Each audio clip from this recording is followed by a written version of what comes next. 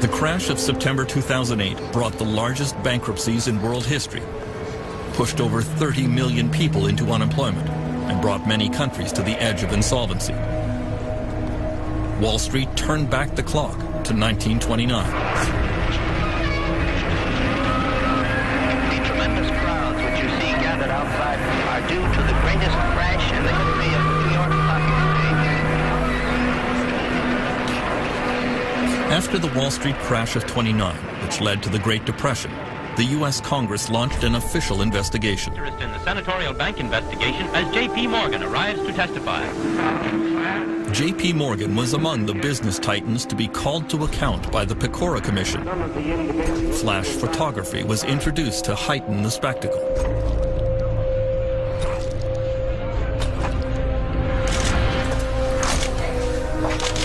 In 2010, the same model is followed for a new investigation of a new financial collapse.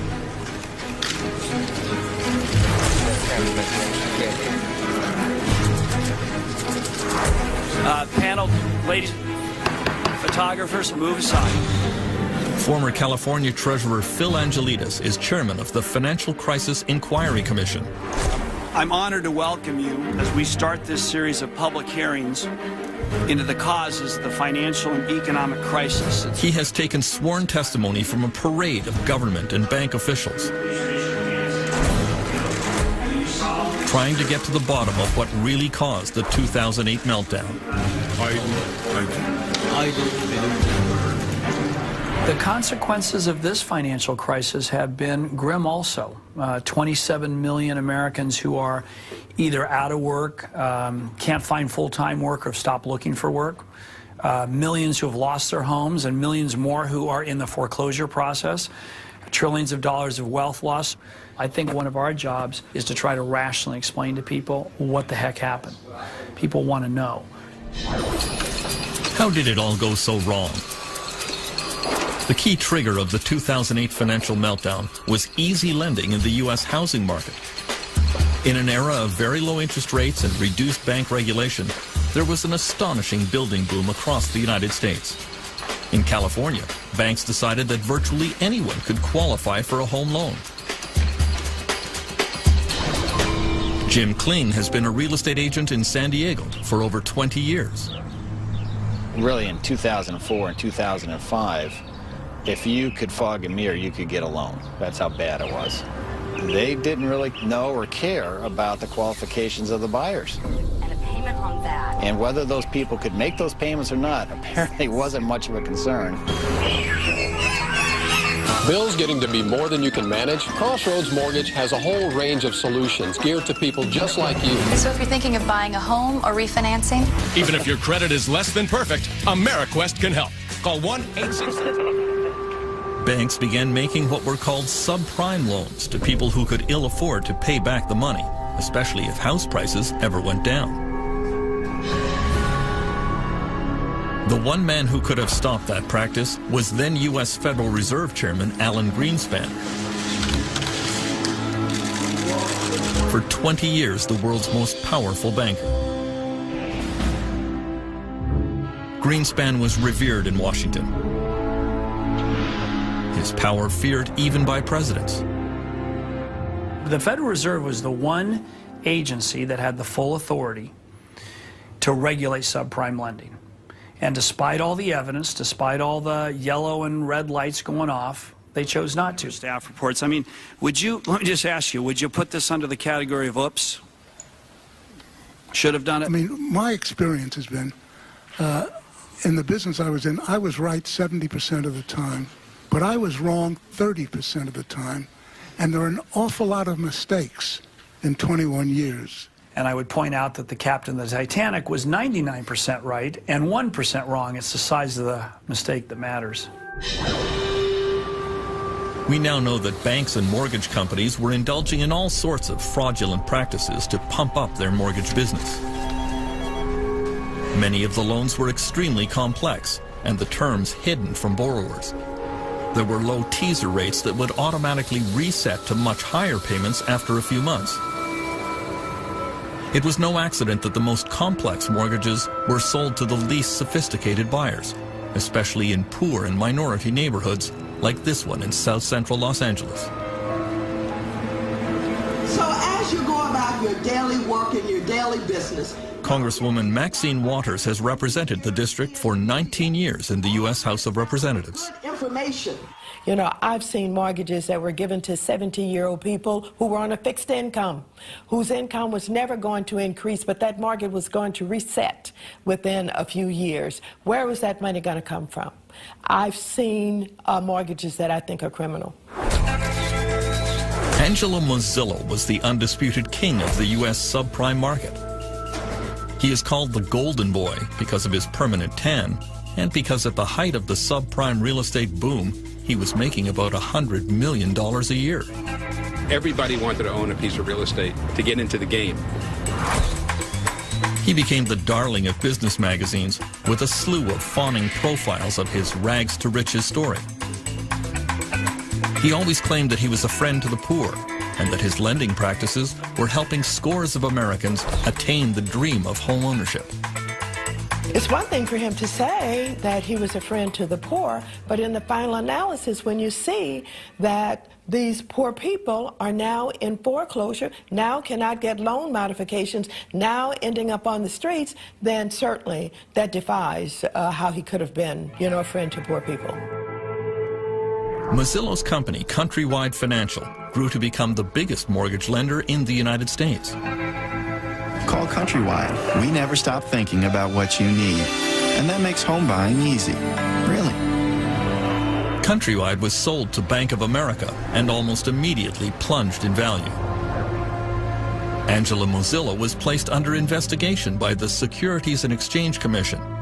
The SEC uncovered very damaging private emails in which Mozillo expressed his true feelings about the dangerous subprime mortgages he was peddling.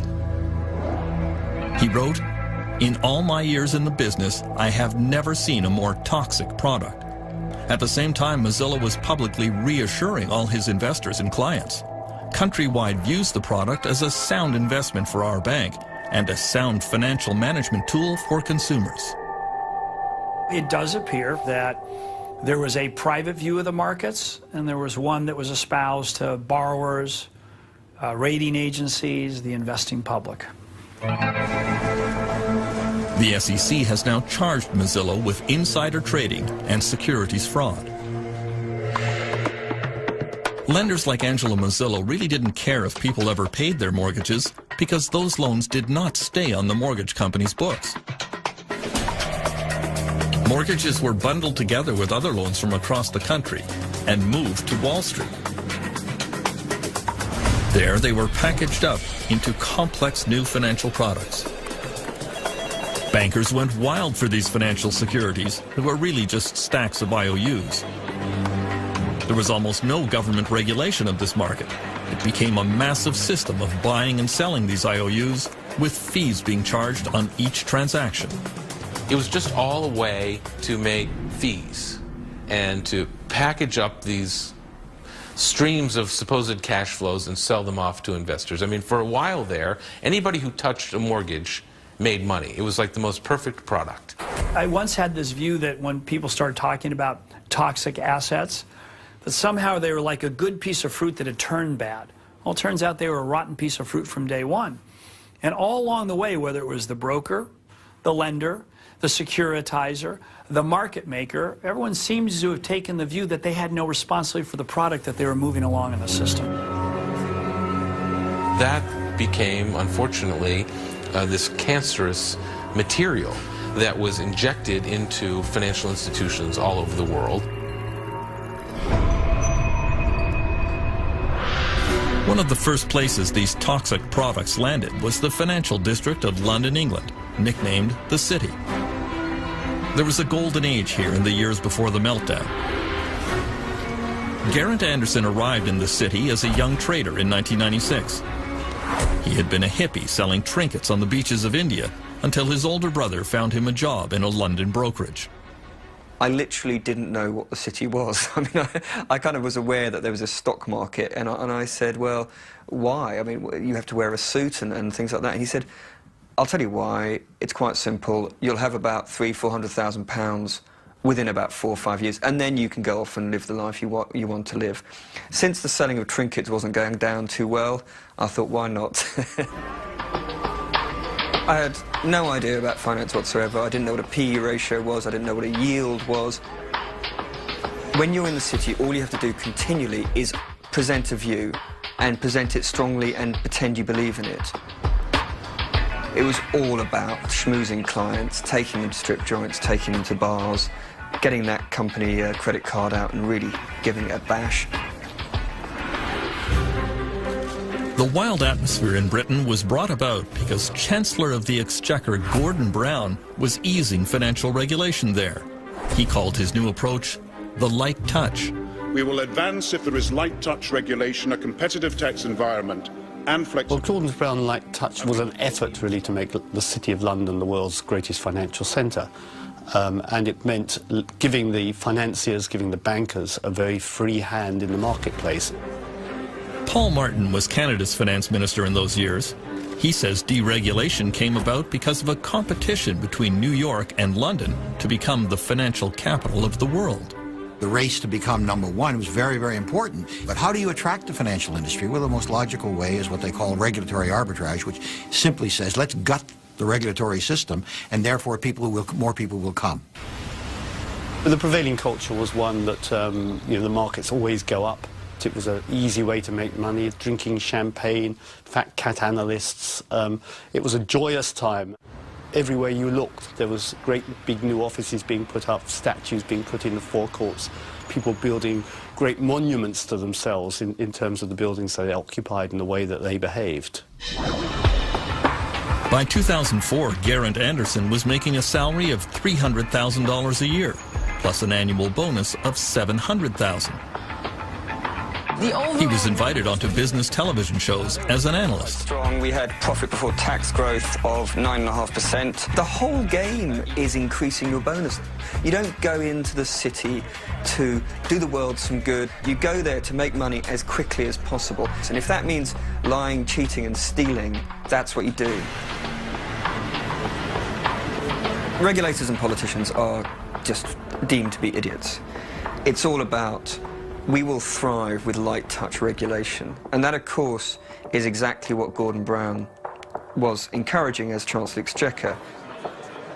And interestingly, he calls my precise period in the city the age of irresponsibility. But it was partly to do with the fact he just said anything goes. And, to me, it's just obvious. The way people were behaving was a rational way of behaving in the context of the bonus system and the lack of regulation. Before long, the Anglo-American risky financial model was spreading around the world, from Iceland to Dubai.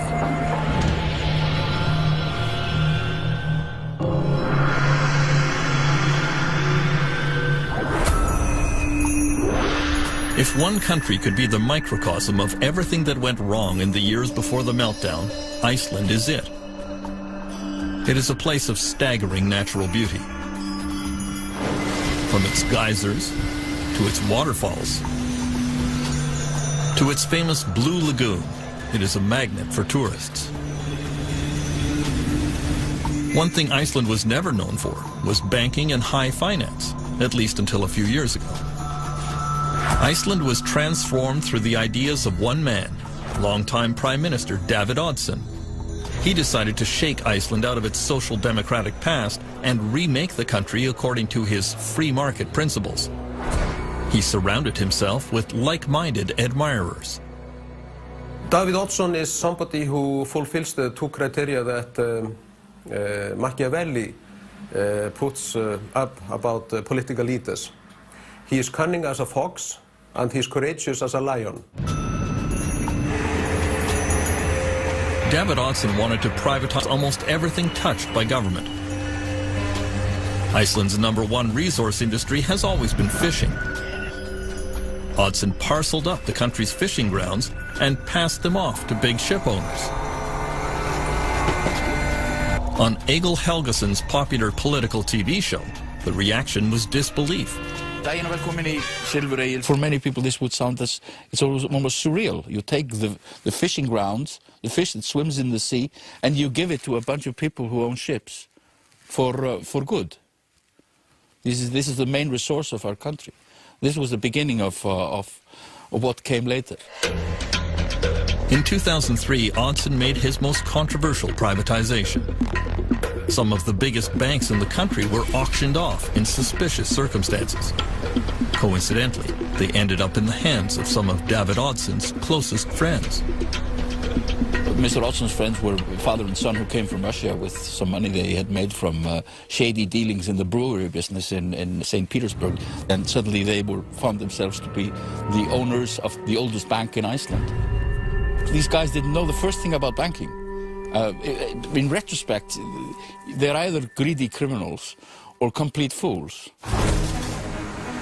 The newly privatized Icelandic banks embarked on an orgy of dangerous financial practices. Bankers sold securities back and forth to each other at vast markups that falsely inflated their value. All Icelanders were encouraged to buy a house, or even two.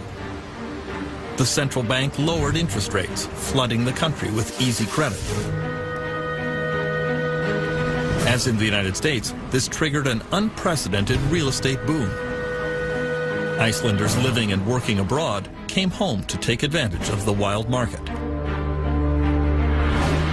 I lived in the UK till 2003, 2004. When I came home, I bought a flat for 9 million kroner here downtown, almost close to where we are now.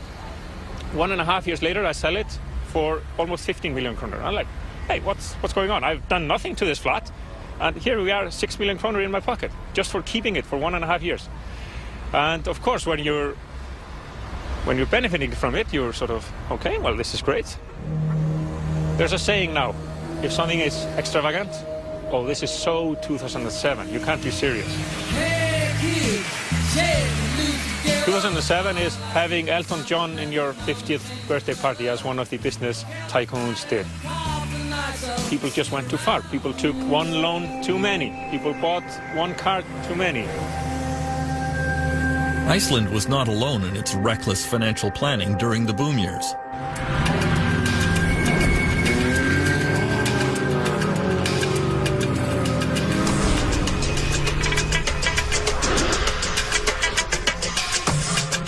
The world champion of the global real estate bubble was surely Dubai in the United Arab Emirates.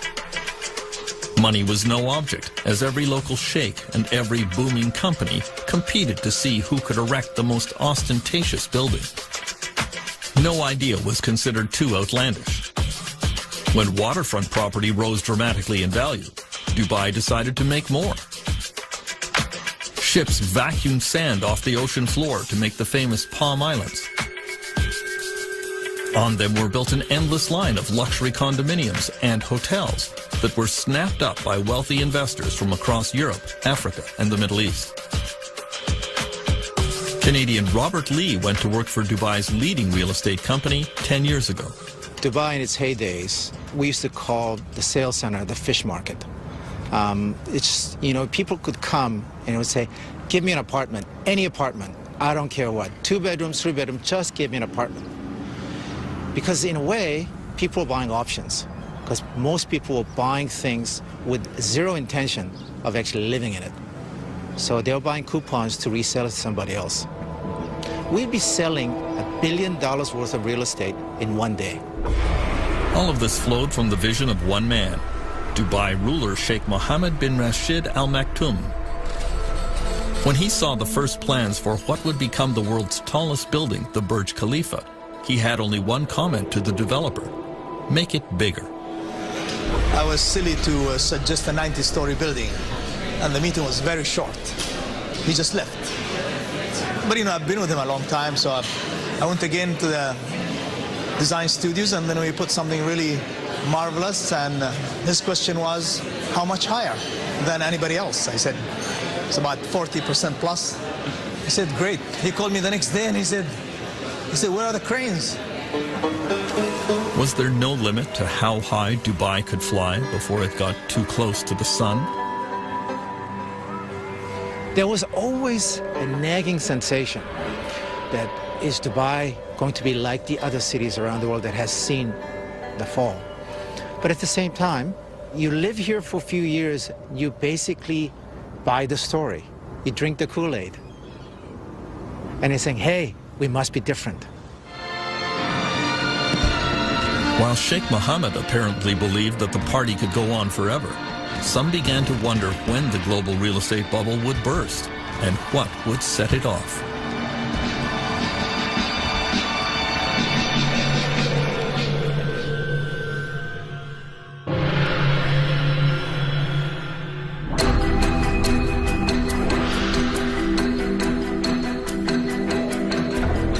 The man who would become the central actor in the meltdown took his position on the stage in 2006. Former Goldman Sachs CEO Hank Paulson was one of the toughest of the Wall Street titans. Then he accepted the invitation of George W. Bush to become the U.S. Treasury Secretary. It was a controversial choice. Paulson was not universally loved on Wall Street. He was probably the nastiest guy of all of them. They used to call him the snake. And this is coming from the Wall Street executives themselves. No, you know, you really can't believe everything he tells you. The reason why they didn't like him is because they couldn't trust him. Hank Paulson's aggressive, combative style came as a bit of a shock in government circles. This is a guy who would go through a brick wall to achieve his objective. Leopard doesn't change his spots. I mean, you know, why do scorpions sting? They sting because that's their nature. And, you know, Hank Paulson didn't change his nature when he went to Washington. Shortly after Hank Paulson arrived in Washington, the prices of California houses began to slide. Sales of existing homes are down a full 12% from just a year As prices dropped, overextended homeowners threw more properties onto the market, triggering a downward spiral. Hank Paulson called me and started talking to me about subprime mortgages in the United States. There was a general consensus that there was too much credit and too much money sloshing around globally. We had had discussions about where this excess credit was likely to show itself, and it was showing itself in subprime mortgages in the United States, and that it was a large problem. Ça devrait se faire à partir de 14 heures. Although few seemed to realize it, the world was now infected with the toxic financial products that depended on the U.S. real estate market. It was inevitable that someone somewhere was going to blow the whistle and question what these financial products were actually worth.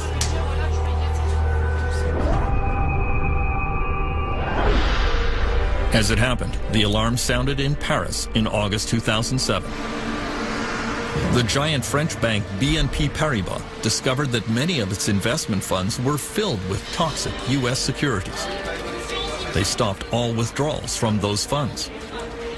It was a little bit like an old-fashioned movie where the bank president locks the door and tells people they can't get their money. It doesn't exactly make you feel good about the world. At the Ministry of Economic Affairs in Paris, the BNP Paribas decision triggered immediate crisis meetings, convened by Finance Minister Christine Lagarde.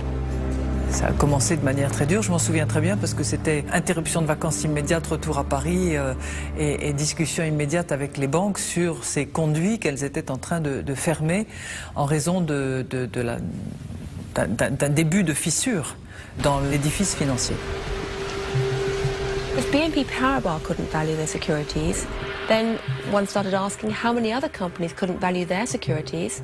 How did anyone know what the value of asset managers were, or even banks? Because, of course, banks were holding the same securities. And so suddenly faith in some of the foundations of 21st century finance began to crumble. In September 2007, as cracks were appearing in the foundations of the global economy, the titans of the Anglo-American financial system began to tremble. First up was Britain's Adam Applegarth, a true superstar in London's business class.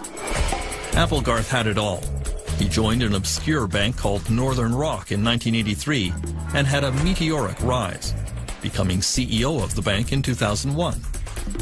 Oh, he was a brilliant fellow, full of himself, full of confidence, felt he could do no wrong, loved the idea that he would become a transatlantic jet setter. He'd go over to New York to arrange the next tranche of securitized debt, and felt he had a model which was much better than everybody else. He didn't get it. He didn't get that he'd developed an unstable model and that if the wholesale markets went wrong, his bank would fall off a cliff very, very fast, which is exactly what happened.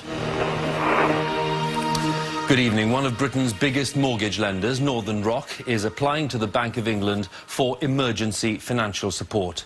BBC News has learned that the bank... Within hours of the BBC bulletin, worried Northern Rock customers lined up to get their money out. Maybe it's safe, maybe it's not, but I'd rather know that it was safe. I'm just going to go put it in my bank and then... And I've taken all of my money out. Most people in the Western world had never seen a bank run before with their own eyes, and so it was something they found almost impossible to imagine. The British government was very slow to react to the panic. It was egg on our face as the British authorities, no doubt about that, and letting those queues not only form but continue for 2 days was very damaging to the reputation of British banking.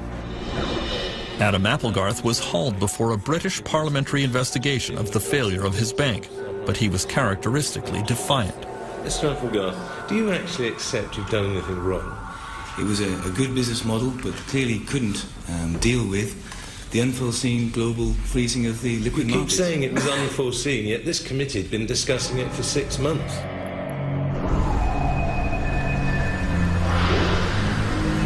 The Northern Rock crisis in Britain could have been taken as a serious warning on Wall Street, but it was not. I think people saw this as that's happening over there. That's not happening here. I think that the sense of interconnectedness was not realized until the very last moment.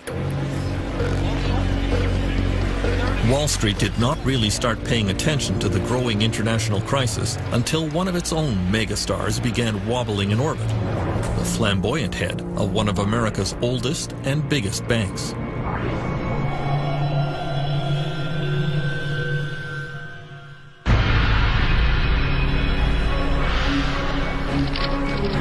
Through the spring of 2008, U.S. Treasury Secretary Hank Paulson was constantly reassuring his international colleagues that everything was fine with the U.S. economy and that only mild tinkering was required with the global financial system.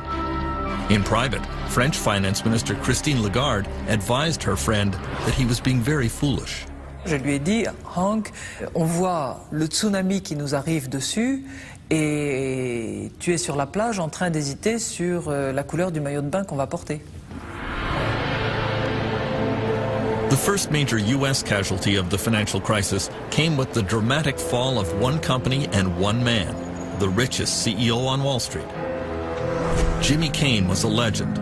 He had come up through the ranks to become president and chief executive officer of America's fifth largest investment bank, Bear Stearns. He was famous for his backslapping, hard drinking, and high living style.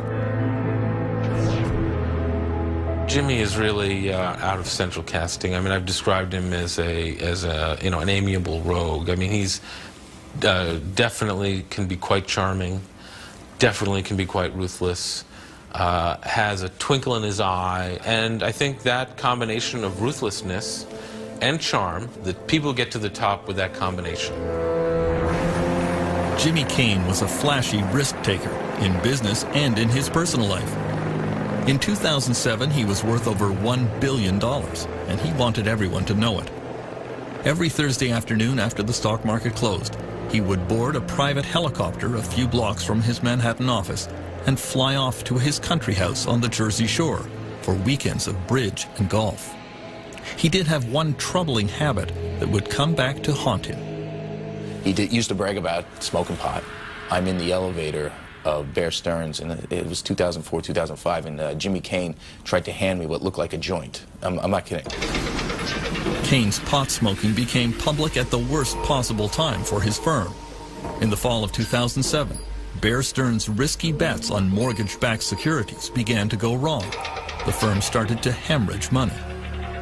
Then in November, the Wall Street Journal carried a front-page story which portrayed Jimmy Kane as an absentee landlord who was always out of touch at either golf games or bridge tournaments while his firm was in crisis. To top it off, the journal publicly revealed his taste for marijuana. Joe Kernan, who's my colleague on CNBC, says, "Hey, Charlie, what do you think about that hatchet job that the Journal just did on Jimmy Kane?" And I don't know why I did this, but I started imitating smoking a joint. Force issue, but also apparently, that whole bit. Little smoke and a little pot there. Listen, 2 minutes later, my cell phone rings and it's Jimmy Kane screaming at me, and he's like, "What are you doing?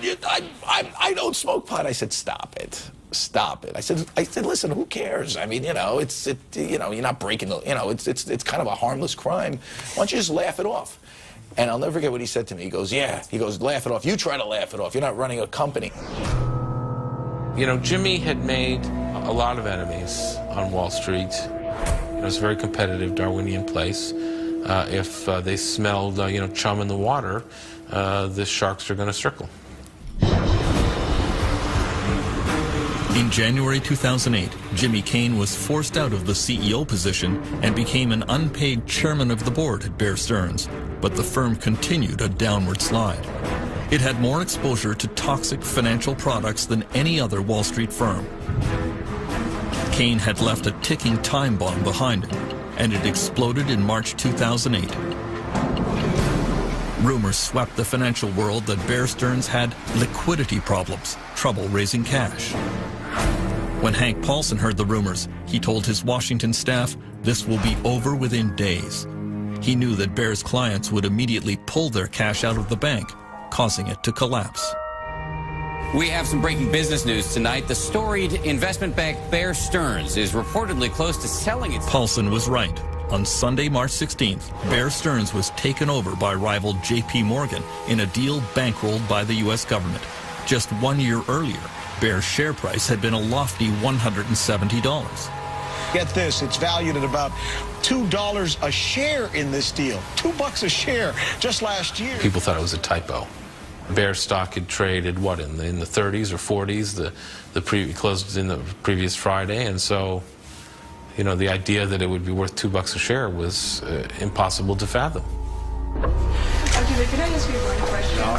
Do you think that in May 2010, when Jimmy Kane was summoned before the Financial Crisis Inquiry Commission to account for the collapse of his bank, he seemed to suggest it had nothing to do with him. Kane presented Bear Stearns as a victim of market hysteria. The market's loss of confidence, even though it was unjustified and irrational, became a self-fulfilling prophecy. When I hear a lot of the people who come before us, I'm struck by the extent to which all the fingers point away from themselves, and I'm struck by the extent to which so many people on Wall Street somehow do not draw a correlation between the actions and activities and the risks they were undertaking and the crisis that occurred. Most world investors took exactly the wrong message from the bailout of Bear Stearns, that some banks were now considered too big to fail.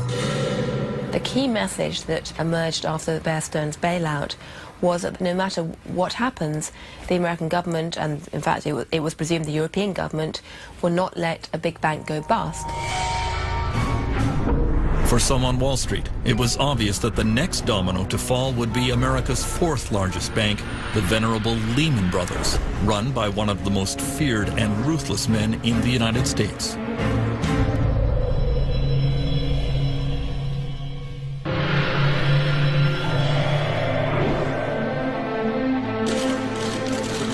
Perhaps the most reviled figure to appear before the U.S. Congress in the aftermath of the meltdown was former Lehman Brothers CEO Richard Fuld. The 2008 collapse of his bank certainly caused the most damage to the world economy, and it financially ruined millions of Americans who had invested with Lehman. I'm very much aware that one day we had a firm, the next day we did not. At the hearings, Fuld became the prime target for a public that was angry at bankers.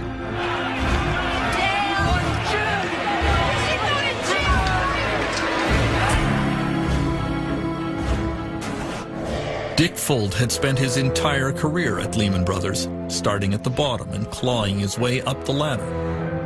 In later years, he assumed all the trappings of unfettered power. His word was law, his judgment never to be questioned. There was a huge cult of loyalty to Dick Fuld as the chief executive of the firm. People, on the one hand, admired what Dick Fuld had achieved, but secondly, this was not an organization where you, as a matter of casual incident, decided it was a good idea to disagree with Dick. The way he created Lehman Brothers, it was almost a cult of personality. The personality was his personality, which was, it's us against them, we're going to fight everybody, and we're going to win. Dick Fuld was determined to intimidate anyone who might cross him. In this internal Lehman UK video, he was angry that some traders were driving down his stock price. But what I really want to do is I want to reach in, rip out their heart, and eat it before they die. I think in the tape there's a sort of nervous laughter in the auditorium. I think that sort of reflects quite a lot about how people within Lehman saw Dick. On the one hand, it sounded at one level amusing, and then you sort of thought to yourself, I suspect if you're in that audience, the really scary thing is he sort of could probably do it. Lehman Brothers entered its death spiral on September 11th, 2008. The stock was plummeting. Dick Fuld was advised that it was time for a fire sale of his corporate assets, but he resisted. Telephone records show that U.S. Treasury Secretary Hank Paulson spoke frequently with Fuld, but he felt his message was not getting through. He was definitely exasperated with Dick Fuld. I think everybody was. He seemed to be unable to recognize the gravity of the situation his firm was in and unable to do the things that were needed. On Friday, September 12th, Hank Paulson decided that it was time for drastic action to save Lehman Brothers, but he did not want to authorize another government bailout. He flew to New York on his private jet and summoned all the Wall Street CEOs to an emergency meeting at the New York Federal Reserve Building. You know, the fire alarms are going off. The tornado siren is going. And so when the chief of police and the chief of the fire department says we need the heads of all the major employers in our town to come together to come up with a plan, you come. At 6 p.m., Hank Paulson started that secret meeting with America's leading bank CEOs. Jamie Dimon of J.P. Morgan, Lloyd Blankfein of Goldman Sachs, John Thain of Merrill Lynch, and John Mack of Morgan Stanley. I began working on a plan. Paulson told them that they all knew why they were there. Without their help, Lehman would not open for business on Monday, and the consequences for everyone sitting around that table would be disastrous. Across town, Dick Fuld was astounded that Hank Paulson had not invited him to the crisis meeting. Here his company is basically being carved up, and he's not allowed to be there. He's calling and they're not returning his calls. Inside Lehman Brothers, there was an air of unreality. The firm had been in existence since 1850. They had survived the Great Depression of the 1930s. They had survived the 9/11 attack that destroyed their offices in the World Trade Center. Surely they could survive this. Tonight, one of the biggest investment firms is in serious trouble. Lehman Brothers with a Lehman Brothers stock has been plummeting along with confidence in its ability to survive. These people have been through it before. They were going through it again. Do you know what? The rest of the world hates us, but that's okay because we're going to emerge on top here. And I believe that was what was persisting at Lehman Brothers right until midnight on the famous weekend. I don't think anyone really at the senior management believed it was going to happen. On Sunday, the bankers finally came up with a private sector plan to save Lehman Brothers. The company would be divided in two. The solid assets of Lehman would be purchased by Barclays, a British bank. The American bankers agreed to take over the questionable parts of the company. Just as everyone was about to celebrate, word arrived that the British government would not approve the deal.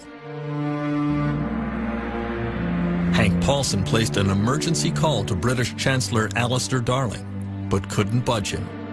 I understand Hank Paulson's problem. He had to sort out Lehman's problem, and the conversations we had were very amicable, and we understood each other's position. But I was quite clear.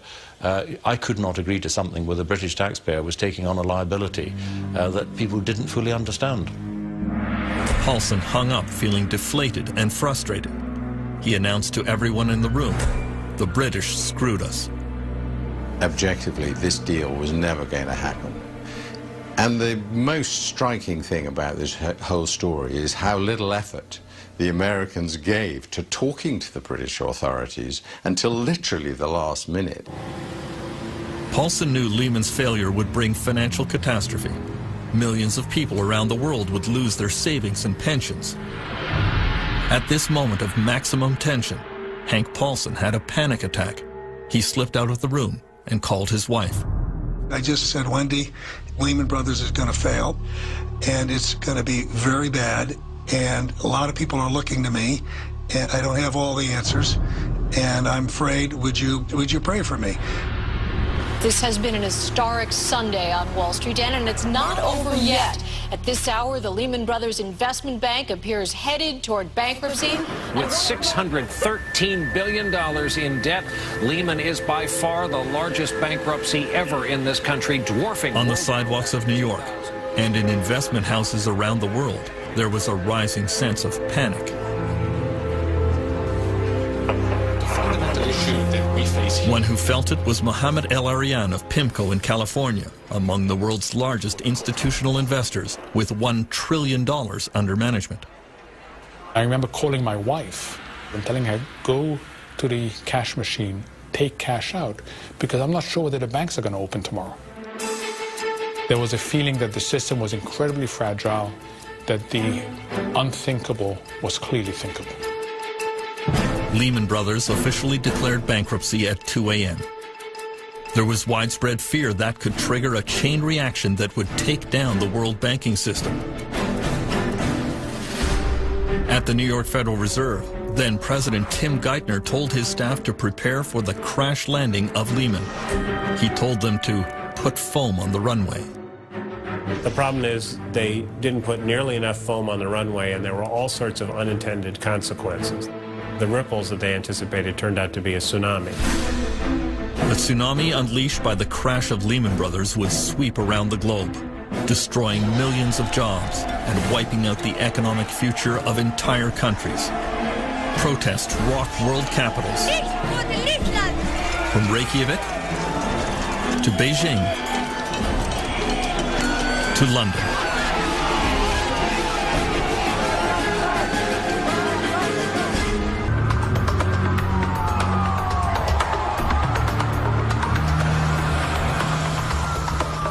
Sometime during the night of September 17, 2008, the world financial system went into cardiac arrest. The failure of Lehman Brothers, the largest bankruptcy in U.S. history, had sent financial markets into a tailspin. The New York Stock Exchange had its biggest one-day drop since the 9/11 attack. Markets from London and Paris to Shanghai fell in lockstep. Russia suspended all trading. In an epidemic of fear, the world's major banks stopped lending money and accepting collateral from each other. The next morning, at precisely 10:15 a.m., President George W. Bush stepped out of the Oval Office to try and reassure the public. The American people are concerned about the situation in our financial markets. I've canceled my travel today to stay in Washington and consult with my economic advisors. Bush convened that emergency meeting in the White House Roosevelt Room. According to notes, U.S. Treasury Secretary Hank Paulson told the president that the United States was on the edge of a total financial meltdown. He said, if we don't act boldly, we could be in a depression deeper than the Great Depression. Paulson had also warned, this is the financial equivalent of war, and we're going to need wartime powers. There was a moment, I think, in this country where, at least for several days, the de facto President of the United States, actually, was not President Bush, but it was an unelected gentleman from Wall Street named Hank Paulson. Over the last 2 years, Hank Paulson has been summoned before numerous congressional investigations of the meltdown. Everyone realizes that the ruthless former CEO of Goldman Sachs played the leading role, and everyone wants to know why he did what he did. He was supposed to be the main free enterpriser in the Bush administration, but he ended up overseeing the greatest government intervention in the economy since the Great Depression.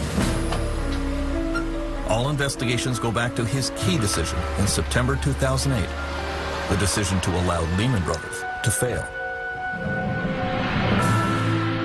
In the White House on that Monday, Hank Paulson seemed almost flippant about the catastrophic bankruptcy.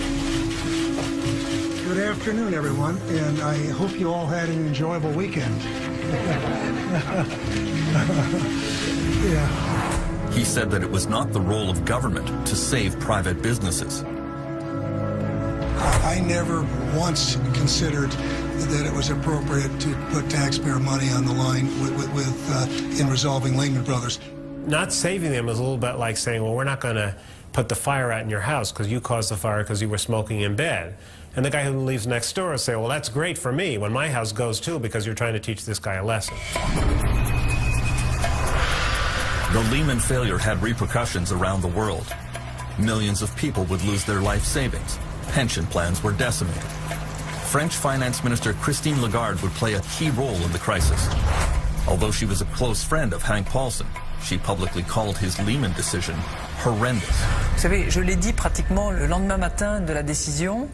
J'ai été à l'époque bien seul et parfois un peu critiqué. Je persiste à penser que c'était une mauvaise décision. Soudain, l'ensemble des établissements bancaires ont compris que personne n'était à l'abri et que toute banque pouvait tomber. À ce moment-là, l'ensemble des banques ont considéré que toutes leurs contreparties étaient en risque, peut-être, et elles ont bloqué tous les circuits de financement. Donc le crédit a cessé de fonctionner à ce moment-là. The immediate impact came in London, where the Lehman Brothers UK office had to instantly shut down operations. A lot of Lehman's trading was done through its subsidiary in London, and every Friday it would send all its cash back to New York. So on the Monday morning in London, there was no cash. The holding company had gone into Chapter 11, and there wasn't a penny to pay the staff. And that was about the worst way you could possibly close a bank. And so you had these pictures of staff just leaving with boxes full of files. The uncertainty on day one was huge and very damaging. Excuse me, sir, how are you feeling? How do you think? So all of these investors, not just in Europe and Asia, but in the United States and everywhere, all of a sudden have no access to this cash, no access to any of these assets, and have to start selling down their own assets at fire sale prices. And they're getting margin calls, and it's producing this sort of vicious circle. And that was something that I don't think anybody, both among the regulators and even the Wall Street CEOs, appreciated was going to be the reaction. In international financial markets, there was rising panic. It began to look as if many other banks could follow Lehman into the abyss. There was great uncertainty, too, about where this was going to end.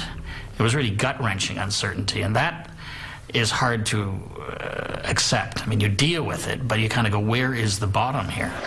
Many governments blamed the United States.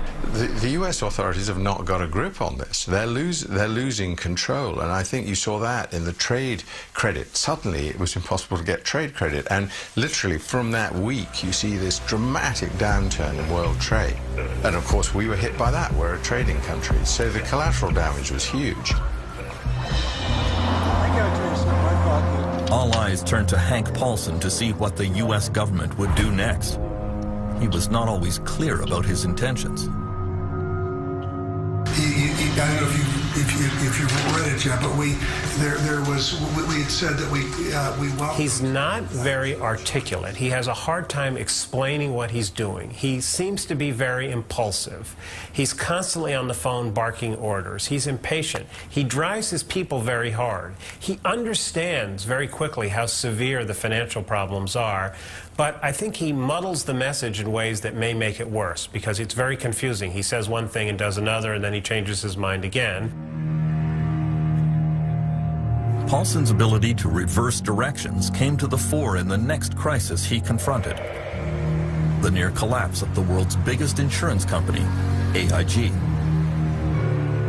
It emerged that the dealings of one obscure executive at AIG threatened the entire world financial system. His name, was Joseph Cassano. Cassano lived in the most exclusive neighborhood in London, England. Every morning at 7 a.m., the 53-year-old American executive would hop on his bicycle for the short trip to the office. He may have dressed like a bike messenger, but in fact he was the head of the financial products division of AIG. He had moved to London because the kind of trading he did was banned in the United States. Cassano would insure companies against the failure of their business partners. It was a very risky thing to do. But in conference calls with investors, he claimed that it was a no-lose proposition. It's hard for us, without being flippant, to even see a scenario that would see us losing $1 in any of those transactions. Joseph Cassano's bet was that a lot of banks and mortgage companies around the world could never fail all at once. Of course, the downside was that if for any reason those products started to misperform, if the housing market crashed in a way that people hadn't seen in living memory, then of course AIG would face a very big bill. But Cassano, like many traders, didn't worry too much about that. And the terrible truth was that inside AIG, very few people other than Cassano himself and his particular unit had any idea what AIG Financial Products was up to. In September 2008, when many banks around the world began collapsing, Cassano's risky insurance scheme pushed AIG to the edge of bankruptcy. Hank Paulson was quick to deny that he had any intention of stepping in to save AIG. The truth was that the company's desperate financial situation came as a complete shock to the Treasury Secretary and all regulatory agencies in the United States. Total surprise, which is a complete indictment of the financial regulatory system. How can you be surprised by something that is so big and so dangerous that if it gets in trouble, you have to spend hundreds of billions of taxpayers' money to put it out of its misery? Nobody knew just how big a casino AIG was running. Reality was that AIG was such a monstrous creature with tentacles in so many parts of the financial system that if you had let AIG go down, you really would have been risking dragging the wider Western financial system with it. In the end, Paulson bowed to the inevitable and saved AIG with $85 billion of taxpayer money. Well, I think there was this sense of shock that AIG was being saved. I think also a sense of relief. I do think that at that point, people didn't realize how bad things really were, but thought that, boy, if AIG went, we would be in a lot more trouble. Can I ask you a question, please? Joseph Cassano was fired by AIG, but he walked away with $315 million. Sorry, we have no comment. Thank you.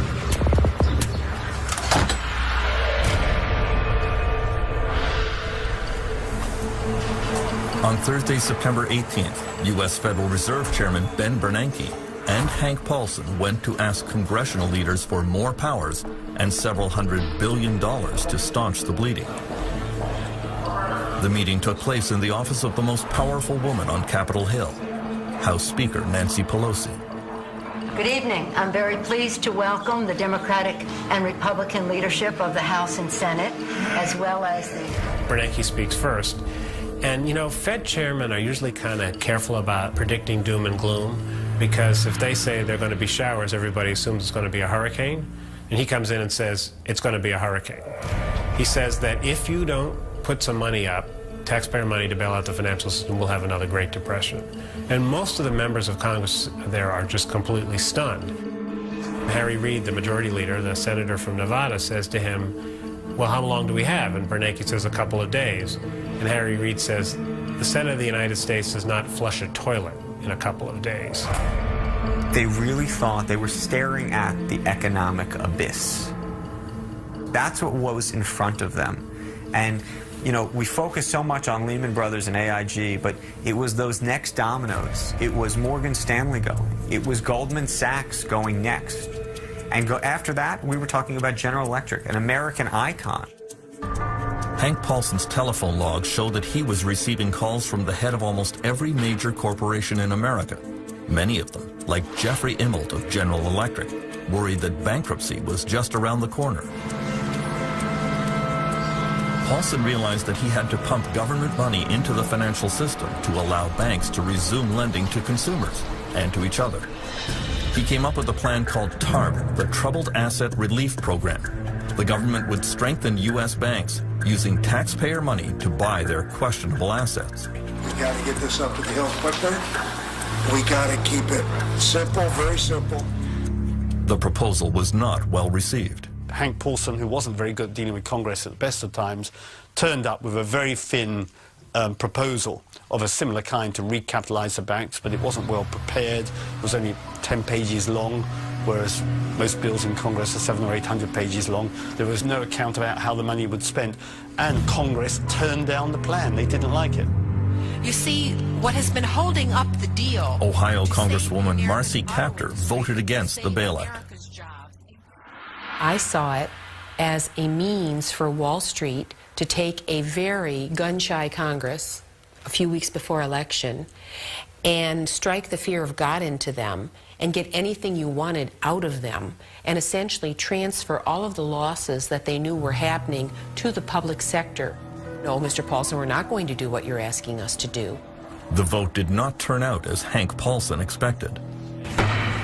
On this vote, the yeas are 205, the nays are 228. The motion is not adopted. The bailout package was defeated today. Stocks fell off a cliff, the largest single-point drop in history. Well, they were horrified. They thought that they had made the case that we were on the cusp of another Great Depression, and they couldn't believe that Congress wouldn't approve the money. They were stunned. And it made the crisis worse because it made everybody wonder whether our political system had its act together. Hank Paulson said he never felt worse than when his proposal was voted down, and he began to show it. One of the sort of physical reactions he has is he does these sort of dry heaves. It's sort of almost a nervous, emotional, tired, it's his form of sickness, if you will. There's a moment when he goes to the Hill. He's trying to convince these congressional members to pass TARP, and that evening, you know, they bring him a trash can, and then they say, should we get the, you know, the congressional doctor to come? And he says, no, this happens to be a lot. Paulson's international colleagues could see that he was under enormous pressure. Il a été sous des moments de stress exceptionnels, sans aucun doute. J'ai le souvenir précis d'une conversation téléphonique que je souhaitais avoir avec lui sur AIG et où il m'a dit je prends ton appel mais j'ai 15 secondes. Et je veux bien le croire. On était dans des périodes de temps extraordinairement courts pour des enjeux énormes. Ben Bernanke and Hank Paulson warned congressional leaders that if they did not get sweeping new powers and $700 billion, there was a serious chance of another Great Depression. In the end, they got the powers and the money, but the signs of depression started appearing anyway.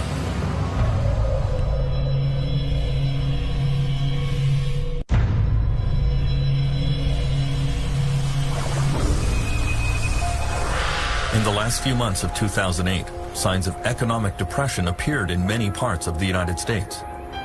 There were over 1 million home foreclosures, the greatest share in California. 2 years later, the foreclosure rate is still increasing. What he doesn't get right now, he can get from... Deputy Mark Haybaker of the Sacramento Sheriff's Department used to enforce only 1 or 2 foreclosures a month. Now he has 20 to 30 a week. The owner here had poor health and no insurance, and so lost everything.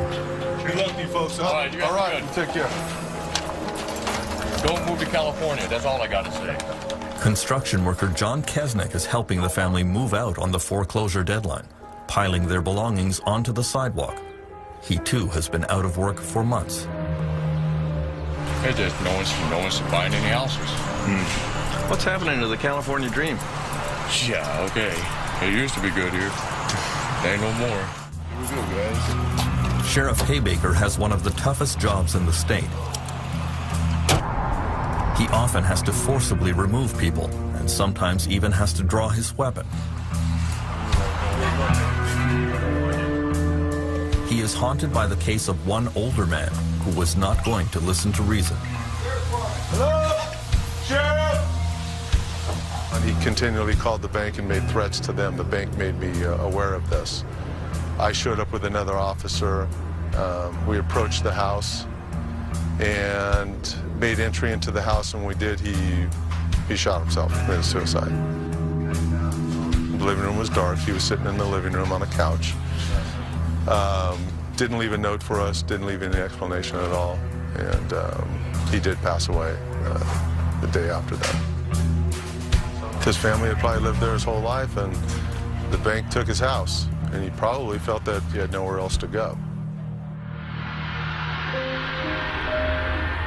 After being foreclosed, many former homeowners have no place to go and fall into despair. Some have to sleep in their cars.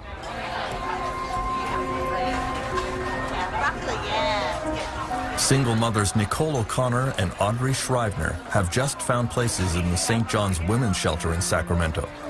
Both had been living in their cars for weeks with their children. Audrey has also been battling cancer.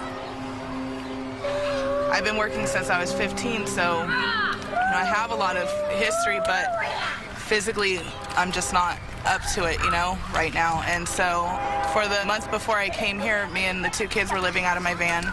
Yeah, and that's scary. Not many places you could park a car overnight. Being a woman by yourself. You've got security running around going, you're not supposed to park here. It's like, well, where are you supposed to go? And you're single woman, pregnant, 7 months pregnant, and you're like, where do I go? Where do I go? I'm not used to living on the street because I didn't know where to turn. You just cry. You're in a small van, and you just want to cry all night, and you just don't know where to turn.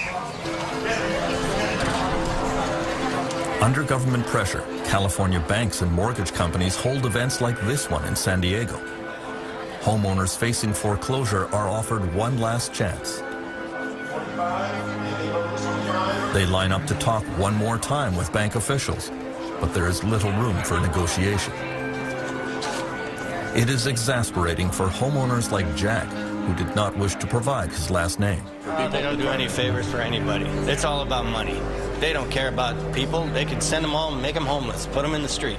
They don't care if they're elderly, disabled, people who lost their jobs or had a health condition or mental health condition. They could care less. They could care less. It's only in America. Rob or feed the rich. That's how it is in America.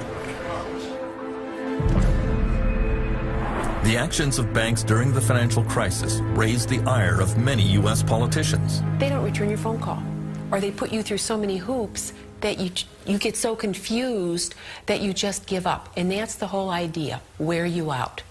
Make it confusing, make it very intimidating, and you'll walk away. And then someone else ends up owning that property, not you. So you've lost everything that you've invested in. The gentlelady from Ohio rise. Marcy Kaptur went to the U.S. House of Representatives and told Americans to fight back against foreclosures, even by resisting the sheriffs. What I'm telling people right now is stay in your homes. If the American people, anybody out there is being foreclosed, don't leave. You be squatters in your own homes. Don't you leave. In Ohio and Michigan and Indiana and Illinois and all these other places where our people are being treated like chattel. I would venture to say well over 75% of the people that get these notices from lending institutions have no clue about how to defend their own interests legally. It's a tragedy. On Monday, October 13th, 2008, as the U.S. economy was spiraling downwards, America's top bank CEOs were summoned to an emergency meeting at the U.S. Treasury building in Washington. News cameras caught fleeting images of the arrival of Jamie Dimon of J.P. Morgan and Lloyd Blankfein of Goldman Sachs, John Thain of Merrill Lynch, and John Mack of Morgan Stanley. It was a holiday weekend, and the purpose of the meeting was kept secret from the participants. David, it's Hank. U.S. Treasury Secretary Hank Paulson had decided the time had come for radical action. He intended to launch a virtual government takeover of the U.S. banking system by making direct government investments in all major banks. he knew that many bankers would be reluctant to accept. Paulson has a problem, which is basically the government of the United States can't force the banks to take this taxpayer capital. He wants them to take it because he wants to put capital into the weakest banks, and he wants the financial system to have more capital, because if it doesn't have more capital, it's going to shrink, and that's going to hurt us all. So he has to use his forcefulness to make them feel like none of them have a choice. And he does. The bankers knew that if they accepted the money, they would also have to accept a lot more government interference in the way they ran their businesses, right down to the size of their bonuses, something they desperately wished to avoid. In the end, each of the 9 CEOs present signed a hastily drafted single sheet of paper. $10 billion of government investment for Merrill Lynch, $10 billion for Goldman Sachs, $25 billion for JP Morgan, $250 billion in all. To Hank Paulson's own surprise, they capitulated much more quickly and easily than he ever imagined. Literally by 4 or 5 in the afternoon, it was done. Nice suit there, buddy. Try not to steal any more money. The biggest welfare check in history had been paid to Wall Street.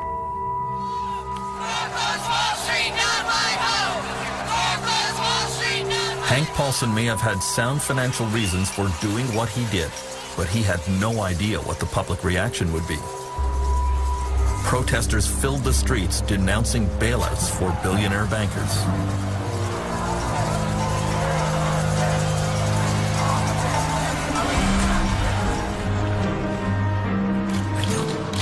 Paulson is still under fire for his handling of the financial crisis. At congressional investigations, he is pressed about what exactly U.S. taxpayers got for their billions of dollars. Ohio's Marcy Kaptur is determined to hold him to account. Well, you know, I wish you'd gotten a better deal for the taxpayers. You certainly got a good deal for a lot of your former clients. I think if you look at what the taxpayer is going to make on a number of these companies, it will have been good. But the biggest advantage to the taxpayer is what didn't happen. And that we did not have a collapse. We did not have double the number of foreclosures in Ohio. And oh, they're happening, Mr. Paulson. You ought to come and visit us in Ohio and see the results of your handiwork. Well, I know how terrible it is. I'm just telling you it would have been worse. That's your best argument. That's not good enough. You probably don't agree there was a crisis. I agree it was a crisis of your making for very... The gentlewoman's time has expired. The economic collapse of 2008 quickly spread to Europe, and so did the rage against bankers and politicians.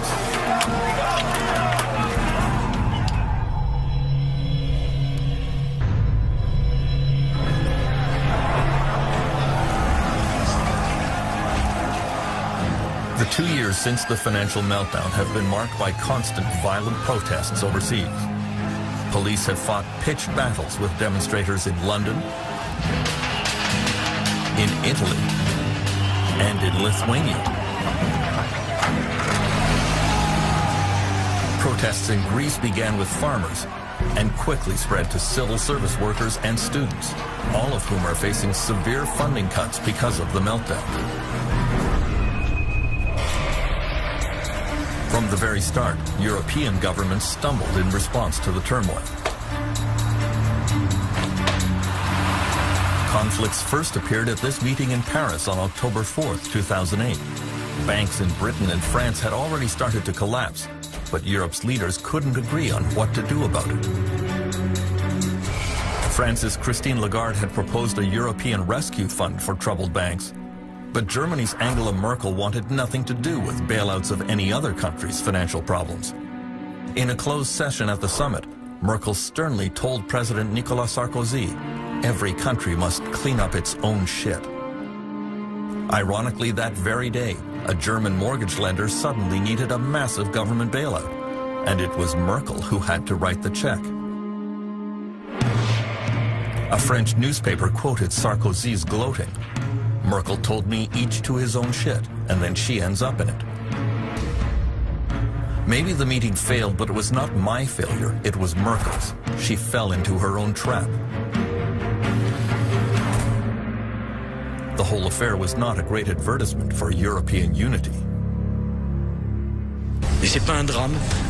C'est pas d'aujourd'hui que l'on ignore qu'il y a une culture anglo-saxonne, que l'Allemagne a sa propre organisation hollandaise et que les pays méditerranéens peuvent avoir d'autres idées. Tout le monde le sait. Mais vous savez, l'Europe, c'est 27 pays souverains. Ce ne sont pas des provinces. Ce sont des pays avec leur souveraineté, leurs drapeaux, leurs hymnes nationaux, leurs histoires respectives qui ont souvent été en guerre les uns avec les autres. Et cette Union européenne qui est un véritable miracle depuis sa constitution, elle fonctionne de manière cohérente, consensuelle, cohésive. Mais elle ne fonctionne pas comme un seul homme sous une fédération comme pourraient fonctionner les États-Unis ou le Canada par exemple. We now know that the only thing that really unified the European powers was anger at the United States.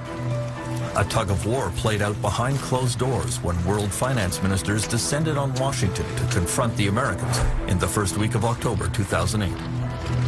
That critical meeting was chaired by Hank Paulson. Hank started the meeting by saying, you know, we're in a bad situation here. We have banks failing in the United States, banks failing in the United Kingdom. Some of the regional banks in Germany had failed. It was unclear that the markets would even open on the Monday, and we better deal with this. And that's a sobering conversation. French Finance Minister Christine Lagarde admits anti-American feelings were running high. Ce qui est certain, c'est que les dérèglements financiers à partir d'un marché, le marché américain, et qui a son origine dans une bulle immobilière considérable, a déréglé l'ensemble des circuits financiers et a précipité l'ensemble de nos économies dans le monde en situation très difficile. The reaction of the Europeans is, for the most part, was very aggressive, very accusatory of the United States. You caused this because you let Lehman Brothers fail. I didn't think it was particularly useful. I mean, and I pointed out to some of my colleagues that a lot of the European banks were leveraged at 30 to 1 and 40 to 1, so they couldn't really be too critical of investment banks on Wall Street that were leveraged the same way. The G7 finance ministers met President Bush the next day at the White House. He acknowledged that the United States bore the chief responsibility for causing the crisis and promised that the U.S. would change its ways to help clean up the mess. The finance ministers left the White House with a new plan that was agreed to by all G20 finance ministers, the World Bank, and the International Monetary Fund. So by Saturday night, everybody in the financial world that had anything to say in government or in the central banks had endorsed the plan. I think actually that's quite positive news in terms of world government. Former Canadian Prime Minister Paul Martin says world leaders were struggling with how the game of international finance had changed. The best example, I think, in many ways is, is this person buys a house in California, pays twice as much as he can afford and twice as much as the house is worth on the basis that the value of the house is going up. He gets a subprime mortgage and it defaults. And what happens as a result of his default? Asian markets crater, and municipalities in northern Norway are declaring bankruptcy. That is an interconnectedness which I don't think anybody fully understood. Far from the corridors of power, some countries were immediately devastated by the global financial collapse. Iceland was headed for bankruptcy and ruin.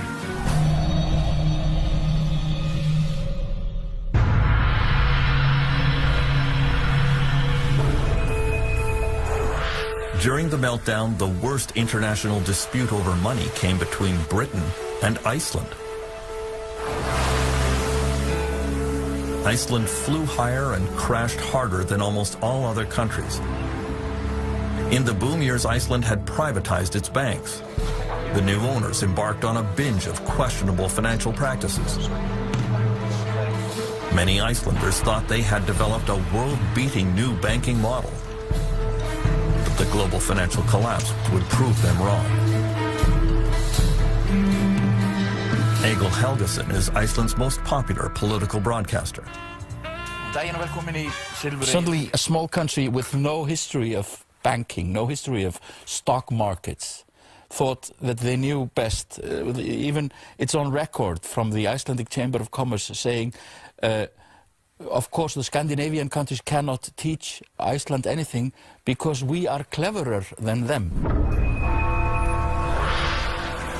In the years leading up to the crisis, Icelandic banks opened operations in London and launched major ad campaigns to convince British citizens to deposit their money in high-interest Icelandic accounts.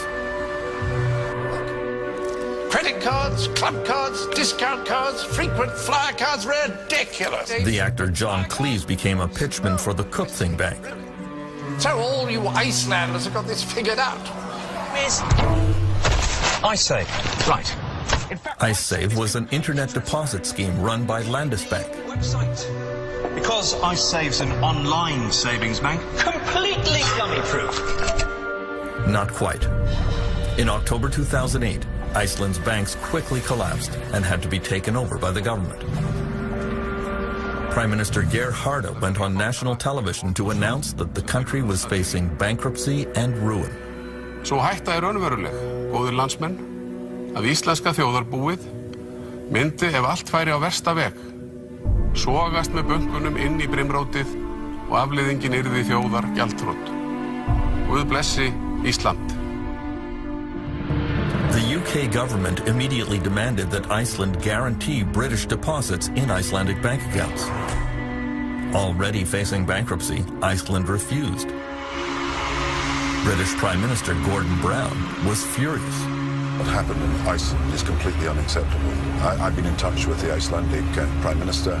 I've said that this is effectively illegal action that they've taken. We are freezing the assets of Icelandic companies in the United Kingdom.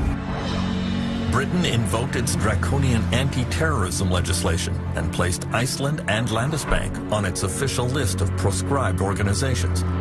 Icelanders couldn't believe it. You have the Al-Qaeda, you have the Taliban, you have North Korea, and you have the Landsbanki of Iceland, the Financial Ministry of Iceland, and the Central Bank of Iceland. So when you're on this list, you have no chance. So whatever credibility there's left, it's gone. Icelanders were very upset that Gordon Brown had categorized them as terrorists. Well, we basically think he's a bastard. We consider Britain a friendly country. The problem we got was that we understood the then Icelandic government to be saying to us that the creditors outside Iceland weren't going to get anything, and we just couldn't sit back and allow that to happen. I think the application of legislation that was intended to deal with terrorists against a friendly country, an old ally, NATO ally, was absurd.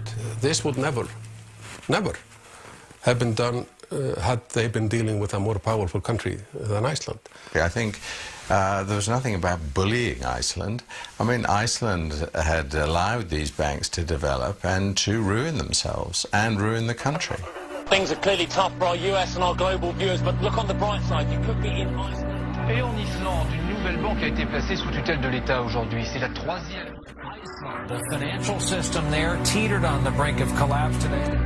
The scale of the crisis, the government's taken out these full-page ads reminding people to remember their loved ones, to think of their children. This is also sort of the end of an illusion that has sort of collapsed, because for a while everybody thought that they would be living in a famously rich society where everybody was moving around money, and we have to sort of reinvent ourselves as a nation. The financial meltdown triggered an epidemic of unemployment around the world. Perhaps the most astonishing collapse was in China.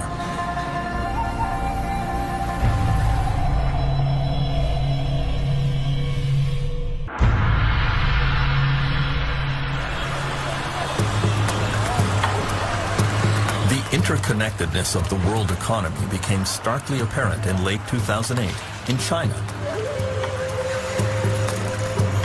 Shaoxing is China's textile capital and was among the first places to be hit by the full impact of the global financial crisis.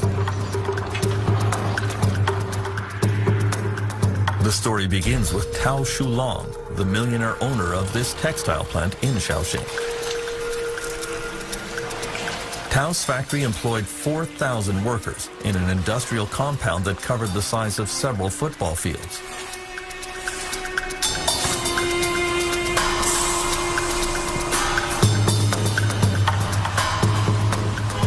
Tao drove around town every day showing off his latest Mercedes.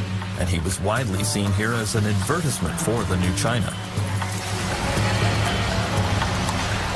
Unfortunately, in the fall of 2008, international orders for clothing from Tao's factories dried up all at once. Foreign customers told him they couldn't even pay for the shipments he had already exported. Tao quickly became desperate. He had no cash reserves to pay his workers, and there was no way under Chinese law that he could file for bankruptcy protection from his creditors.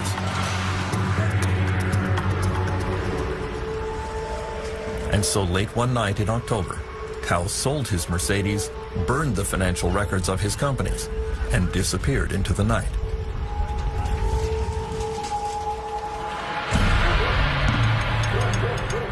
Tao wasn't the only one. Dozens of Chinese factory owners did exactly the same thing. There was a wave of bankruptcies in the Chinese industrial sector in late 2008, and millions of Chinese workers were suddenly thrown onto the street. Many textile and toy factory workers were owed months of wages.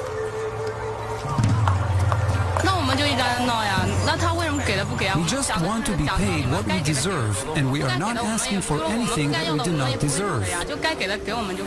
The thing to remember about Chinese industry and Chinese companies is that they're highly reactive and responsive. You think these are companies that can turn around a toy design and make it an export before Christmas, sometimes in a matter of weeks. And they're exactly the same.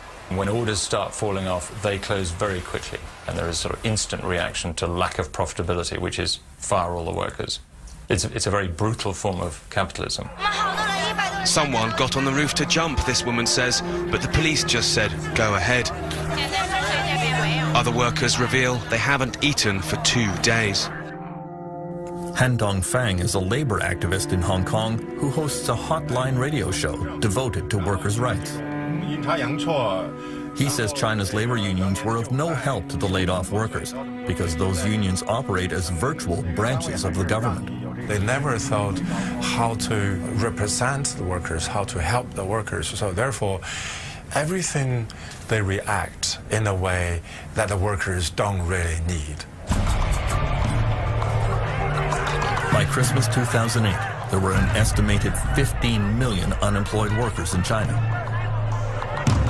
Thousands of factories had closed suddenly.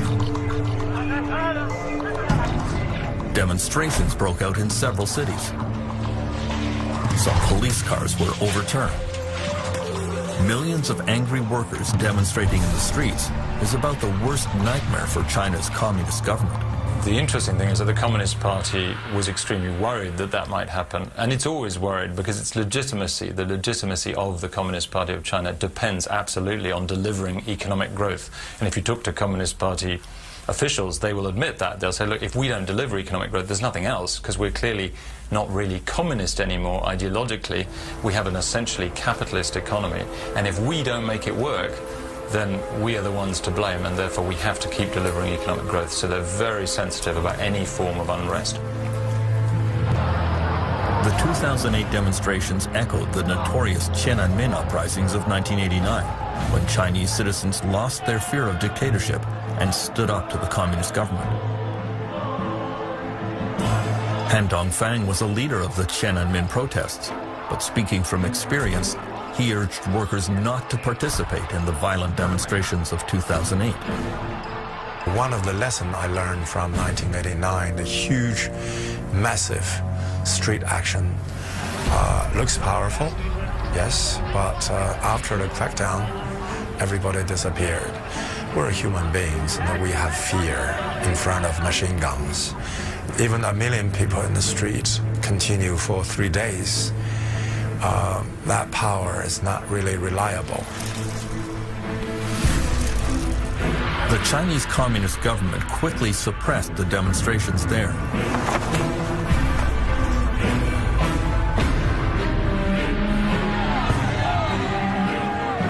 But by the end of 2008, workers around the world joined the global protest against the economic devastation brought on by the financial meltdown. In Iceland, demonstrators pushed for the overthrow of the government. In France, some bosses were kidnapped and held hostage by angry employees. The victims of the crisis were fighting back.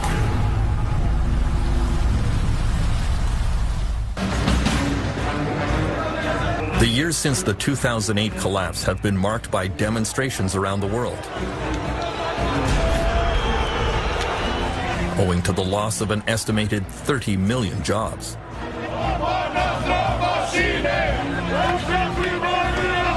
In many places, there were violent street protests, but they were easily weathered by governments and large corporations. In some countries, however, the struggle went much further and left a lasting mark.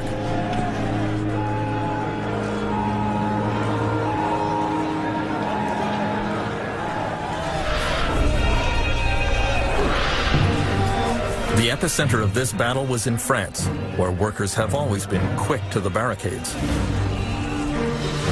Because of the meltdown, in March 2009, the Continental Tire Company announced that it would be forced to close its factory in the town of Clairvaux, cutting 1,120 jobs.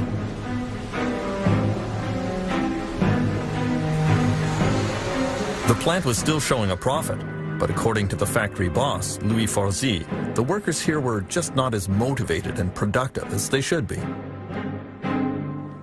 Selon moi, et c'est les chiffres qu'ils montrent, nos résultats sont inférieurs à ceux des autres usines.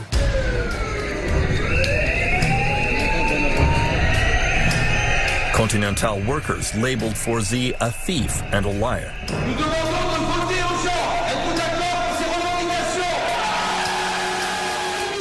They convened a meeting at the plant to organize a protest. J'ai supprimé ma vie de famille pour Continental. C'est honteux.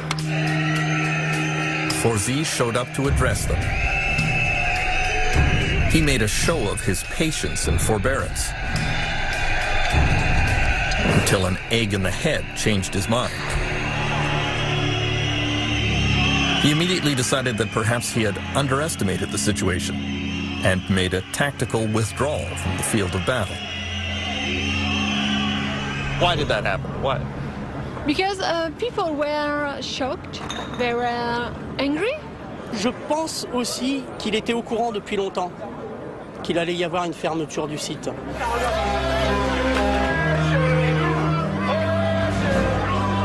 The Continental employees moved on to occupy the town offices. Le bureau du sous-préfet, c'est où? Ouais, vous êtes avec nous, vous êtes avec les Conti, madame, là, quand même. Les gars, on n'est pas venus ici pour rigoler. On n'est plus des moutons, on est des lions. When union leader Xavier Mathieu received news that a judge refused to grant them an injunction to stop the plant closing, he and the workers began trashing the place.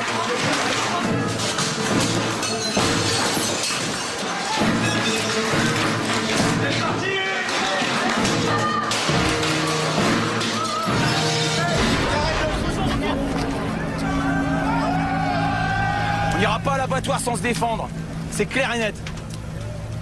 Le désespoir des gens qui sont foutus dehors, c'est pas de la cruauté ça? C'est pas de la violence? Si, c'est de la violence. Il n'y a pas que la violence physique dans la vie, il y a la violence morale aussi. Moi, je suis fier de ce que les mecs ils ont fait aujourd'hui. Et n'attendez pas. The worker uprising began to spread across the country and became increasingly threatening. The Caterpillar Heavy Equipment Company in Grenoble announced that, in spite of record profits, they would be cutting 20,000 jobs worldwide, over 700 here in France. The global meltdown would reduce demand for their bulldozers, and so production would have to slow down. On March 2nd, workers surrounded the plant. Ils ont dit qu'ils descendaient toutes les heures pour nous informer de l'avancement de ces négociations. They were following the instructions of union leader Pierre Picaretta, who, like his father before him, has worked his whole life at Caterpillar. On est des humains et on n'accepte pas, là, tête baissée, cette économie qui nous fait souffrir. Donc on ne pouvait pas accepter comme ça le fait d'annoncer des bénéfices records et de licencier les personnes. Oh, venez les gars, vous faites quoi là? 3 weeks of negotiations led nowhere. Tous ensemble, ouais! Ouais! Tous ensemble, ouais! On veut une solution! Furious workers surrounded the management offices and decided to hold the management team captive.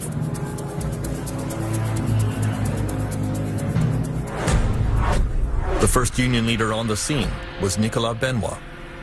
Ce coup-là, les patrons ne sont pas partis, donc on les a obligés à venir à la table des négociations pour discuter. Ils ont refusé, donc les salariés ont dit tant que vous ne reprenez pas des négociations qui soient des négociations sérieuses, vous restez là. Et là, vous êtes séquestré ou pas? Pour l'instant, non. Nicolas Polutnik led the management team that was taken prisoner. At first, he refused any further discussions with the union. Faut pas nous prendre pour des putes. Alors messieurs, vous voulez reprendre les négociations? With the Caterpillar bosses held captive, the situation became increasingly dangerous. The police did not immediately intervene. The union leaders were trying to keep control of the situation. Allez, faites panique s'il vous plaît. Oh les gars, on dort ici, hein. The media were then told that the bosses would be staying the night.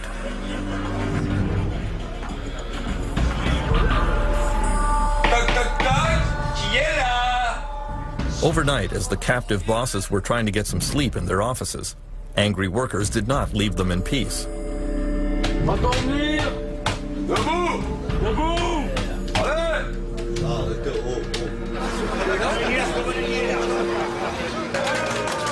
The Caterpillar kidnapping incident made news around the world.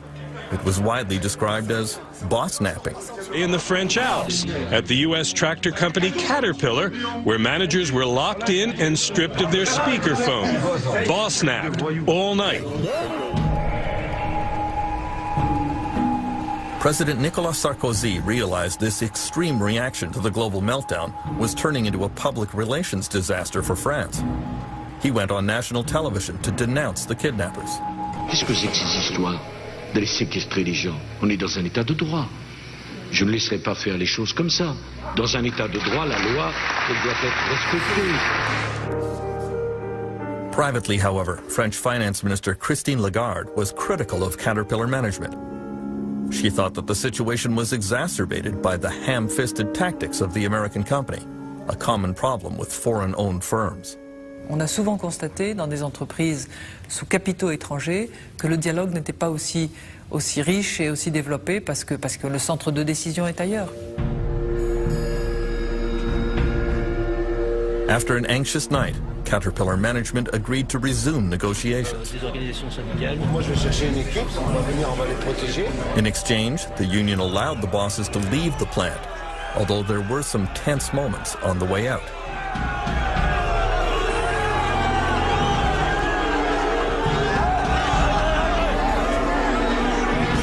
Pierre Picaretta tried to claim victory. Je pense que le message est passé et je crois que rapidement, dans les jours qui vont suivre, ça va lâcher fortement. The Caterpillar bosses who were kidnapped decided to keep silent about their ordeal. But many bosses in France realized they could soon end up in a similar predicament. On pourrait qu'avoir la réunion à 7h30. Est-ce que ça vous irait? One of them was Marcus Carriou, the human resources manager for a U.S. car parts company called Molex. He was sent into the town of Villemur, near Toulouse, to close a Molex factory that had operated here for many years. The workers were furious, and very quickly their anger focused on Carriou. Along with nasty graffiti, Carriou says he became the target of email threats. You know, when you read about some extremists, you know, saying that people like me should be exterminated, you know, so it's. I mean, I think it's shocking to see that. The town of Villemur would be hard hit by the closure of the Molex plant, which represents 20% of its tax revenues. The local parish priest, Philippe Bachet, led the community support effort for the Molex workers.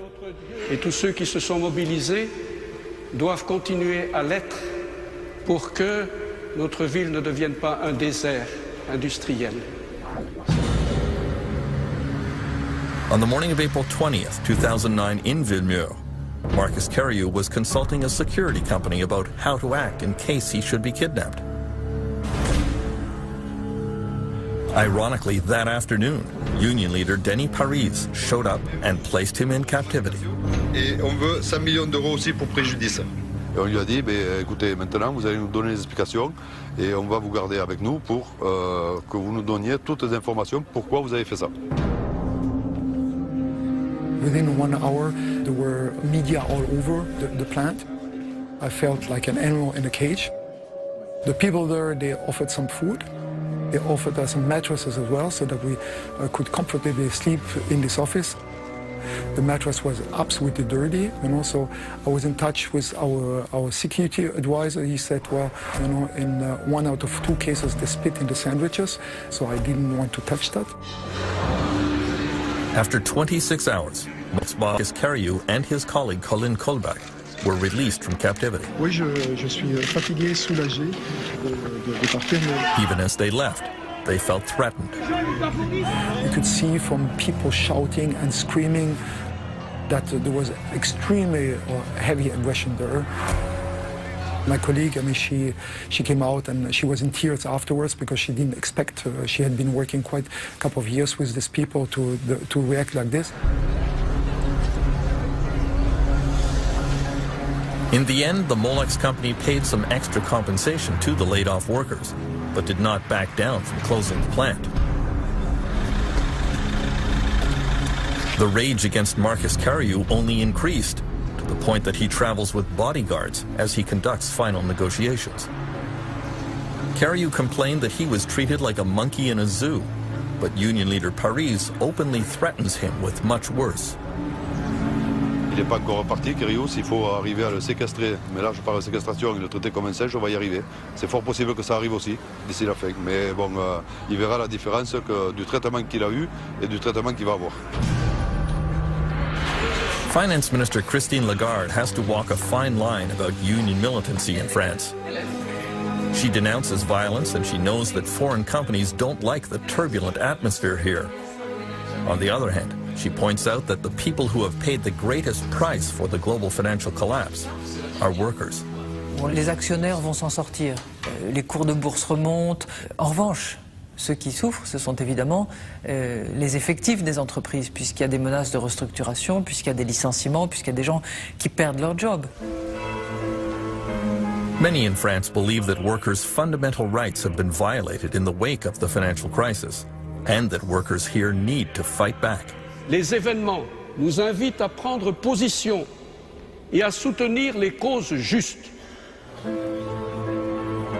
Father Philippe Bachet says that French workers give an example to the world by defining employment as an essential human right.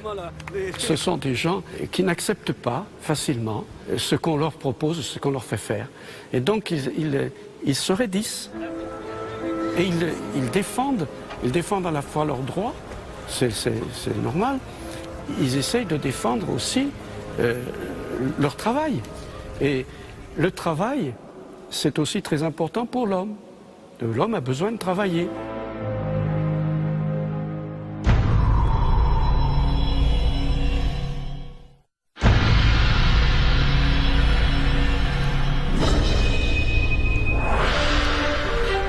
Iceland was a microcosm of everything that went wrong during the global financial crisis.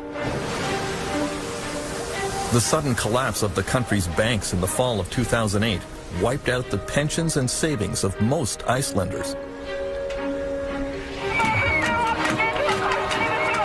Every citizen was now saddled with a debt estimated at $350,000 per person. Icelanders were furious at the greed of bankers and government cronyism that contributed to the meltdown. In early 2009, some took to the streets to express their dissatisfaction. First, they surrounded the national parliament, and protest leaders appealed to the public to come out and support them. I sort of wasn't very optimistic that we would be able to mobilize the people. But every week, every day, you got such shocking news that completely shook the foundations of, you know, your sense of what was moral. The immorality that was exposed to us was so shocking that people started to come together.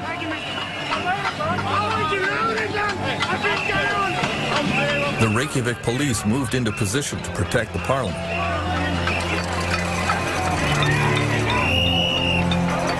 Inevitably, there were scuffles. Nothing like this had ever happened in Iceland, and both sides were unsure how to proceed.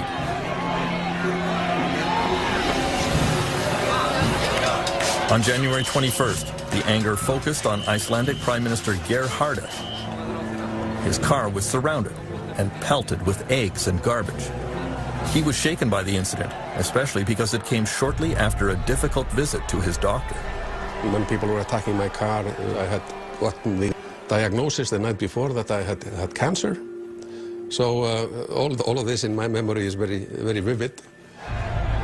I can understand why people were angry, particularly those who had lost money, who had lost their jobs.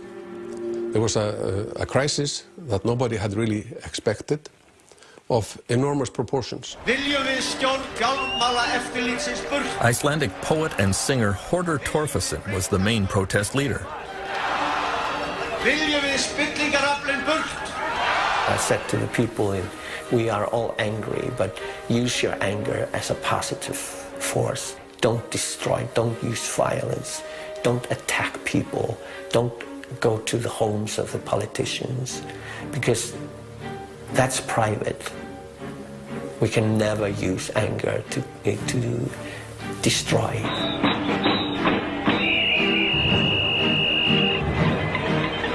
Torfason asked the crowd to go home and get their pots and pans, then come down and serenade the politicians in the parliament. Við þurfum ekki að nota alla þessa peninga. And it was new for Icelanders, ordinary people, to come out and do something sort of illegal, like not obeying police orders and so forth. And in the end, it almost became tribal. There were so many people with pots and pans and homemade drums, and there was this beating and the fires outside the parliament. In a sense, it was sort of the unbearable lightness of being, to be there, to experience this within the nation, and to see the joy and experience the joy when we finally got what we wanted. On January 23rd, Icelandic Prime Minister Geir Haarde addressed his countrymen on national television and announced that he was resigning due to illness. Og velja sér nýjan formann sem leiða mun flokkinn í næstu kosningum. Takk fyrir. His governing coalition fell apart. National elections were called. The new government in Iceland was left to clean up the incredible mess left by the bankers and politicians who preceded them. Og í dag yfirgefur nýfrjálshyggjan Steingrímur Sigfússon became the new finance minister. Obviously, the international crises are hitting a lot of countries, but in Iceland it's probably more painful than almost anywhere else, because things were taking to such extremes in Iceland. This neoliberal privatization experiment that was driven forward by greed and bad practices in business had a terrible ending, and now we are paying the price. And like usually, it's not the people that caused the problem that have to tidy up afterwards. Many Icelanders feel they are living in the ruins of a collapsed society. Every night, Reykjavik police see the symptoms, like an upswing in domestic violence. Here a woman has called for help because her estranged husband has broken into her house and grabbed her baby in a fit of drunken desperation.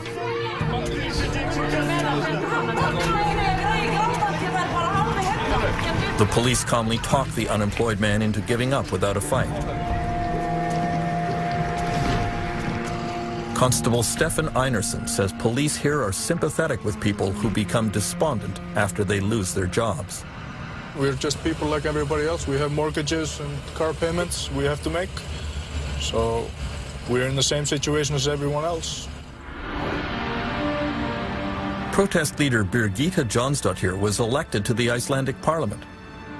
I feel incredibly strange, and at the same time I feel deeply honored to be trusted, to be in there. I will just carry on doing what I was elected to be sort of a bridge or a voice for ordinary people, for the grassroots movements within this building there. As a result of the meltdown, young people in Iceland faced decades of high taxes and reduced social services to help pay off the debts run up by Icelandic banks.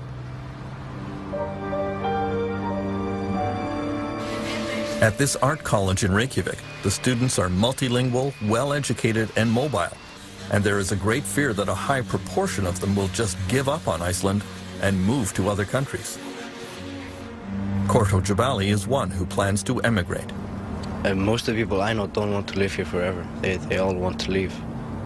Like everyone. I don't know one single person my age that really wants to stay in Iceland.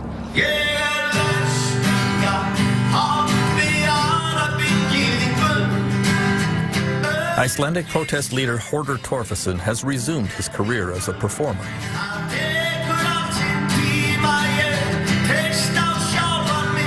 He realizes that many of his countrymen are demoralized and that many young people want to leave. But he is quite sure that Iceland can still have a bright future. I think many of these people, if they go away and they look around in the world and they start revaluing or seeing what really they will come back. I traveled the world, I've seen so many things. I think this society is a very good one, and we have the opportunity to build it up. And I see signs of this beginning. People are really standing together and helping each other.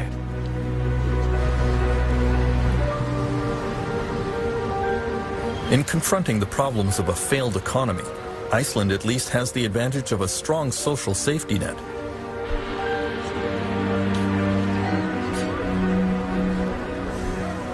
The situation is much more difficult in what is being called the Western world's most surprising failed state, California.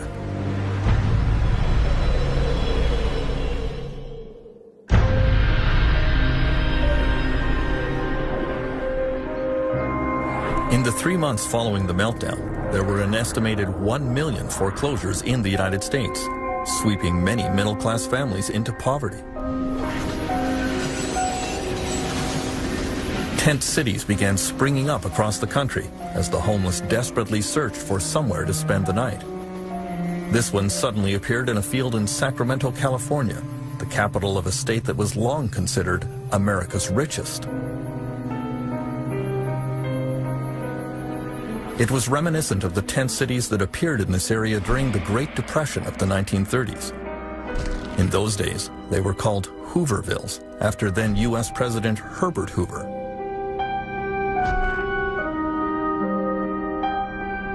Back then, homeless people camped along the banks of the Sacramento River at the edge of town. And again today, the homeless have pitched their tents in the exact same spot. It is a dangerous place because the river can suddenly overflow its banks and flood the area. Bill Diola says they have tried to camp in safer places in Sacramento, but were chased away. The camping law states that if you're inside the city limits, you cannot pitch a tent for more than 24 hours. You can't camp in one spot for more than 24 hours, even with written permission from the property owner. I'm 2 months homeless. This is all new to me. These guys lead me the way. Municipal officials in Sacramento quickly ordered the big tent cities dispersed and did everything in their power to drive the homeless out of their jurisdiction. Many were arrested or fined.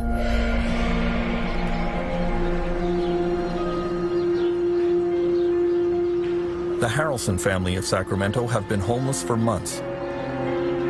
When debt overcame them, they sold their house and tried to move in with relatives, but it didn't work out.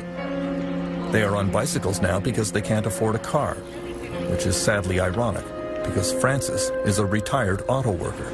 I worked for General Motors for about 30 years. and I got an early, when they came out with the early retirements, I jumped on it. Thought it was a good deal. Didn't turn out to be. The family has spent some nights camping beside the Sacramento River, which Angelina did not enjoy. I'm a girly girl. I don't like bugs. I don't like dirt. And it gets really cold at night. And then being dark outside and knowing that there's critters around like skunks or raccoons terrifies me.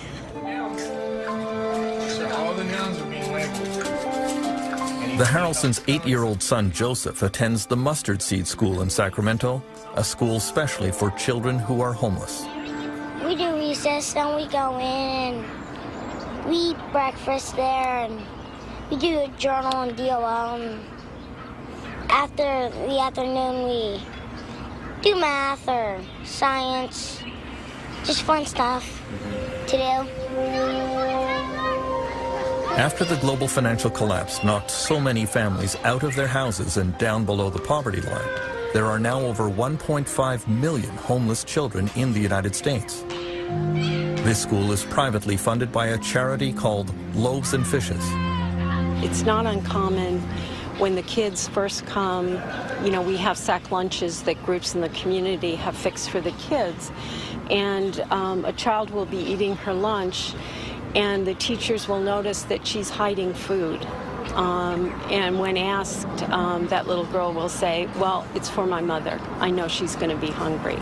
And for a child to be hiding food to take care of her hungry mother is not the way things should be. What is this? I have no idea. There's times where he gets really frustrated at us and he'll tell us, why can't you just give us a home like other normal kids? I want my own room back. It breaks my heart when he gets frustrated like that. It really breaks my heart to have to sit there and tell him, you know, I'm sorry. More and more charity organizations are stepping up to offer food and clothing to the homeless, but the demand just keeps growing. Almost 2 years after the meltdown, unemployment and homelessness in California is still getting worse, not better. There are over 100,000 homeless military veterans in the United States, the greatest collection of them in the Los Angeles area. Many of them suffer from post-traumatic stress and other mental illnesses. One of them recently crawled into a dumpster in Santa Monica and burned himself alive. The LA County Jail now houses the greatest collection of mentally ill people in the country. The government here simply can't provide any other facilities or treatment for them. Please welcome the 38th Governor of the state of California, Governor Arnold Schwarzenegger recently announced a new range of budget cuts, which will certainly make the situation even worse. But he remains optimistic. The power of California's innovators and entrepreneurs is still strong. We are still the shining city on the hill. I don't consider it by any means a failed state.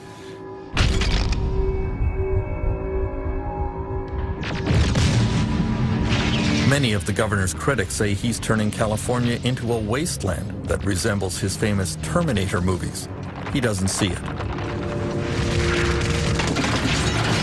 When I was doing movies, I enjoyed destroying everything. I mean, I love blowing up buildings and love destroying cars and wiping out people and all those kind of things. So by the time the landscape was there, it was just everything was burning and everything was a wreck. But now when you turn on the news, you see the same thing when they talk about the economy. But the reality of it is it's not that bad. It is bad. We did go down with the economy, but we're going to be okay in California.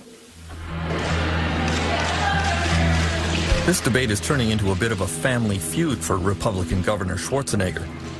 He's married to Maria Shriver, whose family has long been associated with the Democratic Party. His brother-in-law, Bobby Shriver, is now the mayor of Santa Monica. He thinks California is a failed state.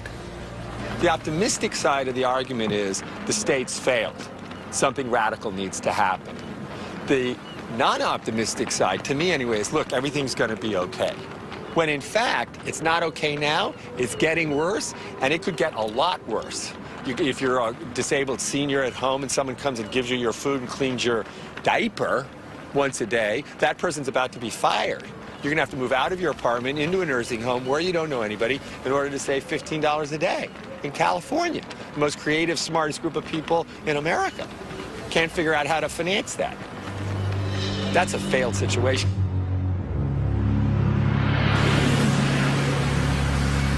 This is absolutely outrageous. Many people believe that Canada was largely spared by the global financial crisis. The people of Windsor, Ontario, don't feel that way.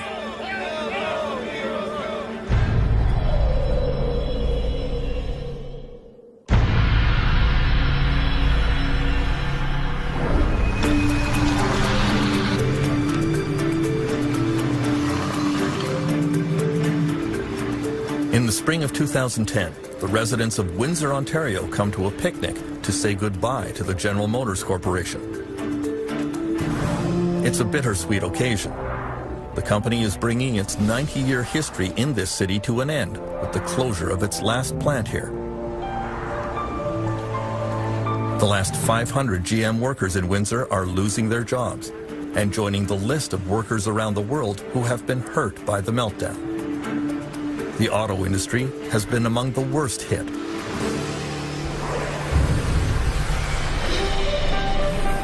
At its height, General Motors employed 7,000 workers in Windsor.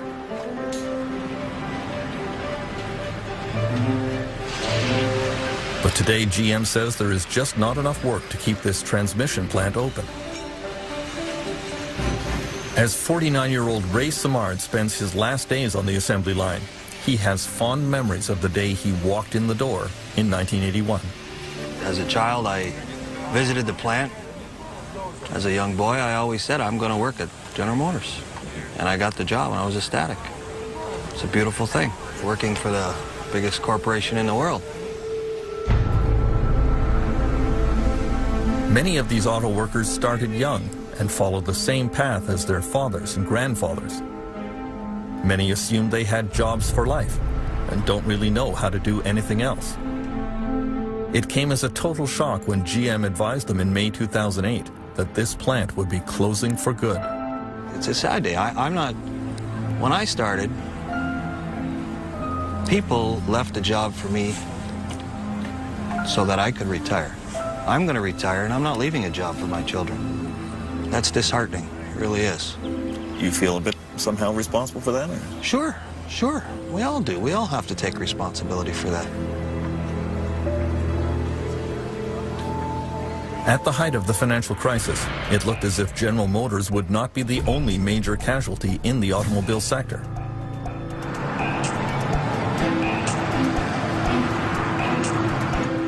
Chrysler was headed for bankruptcy as well. The Chrysler minivan plant in Windsor employs over 4,300 workers.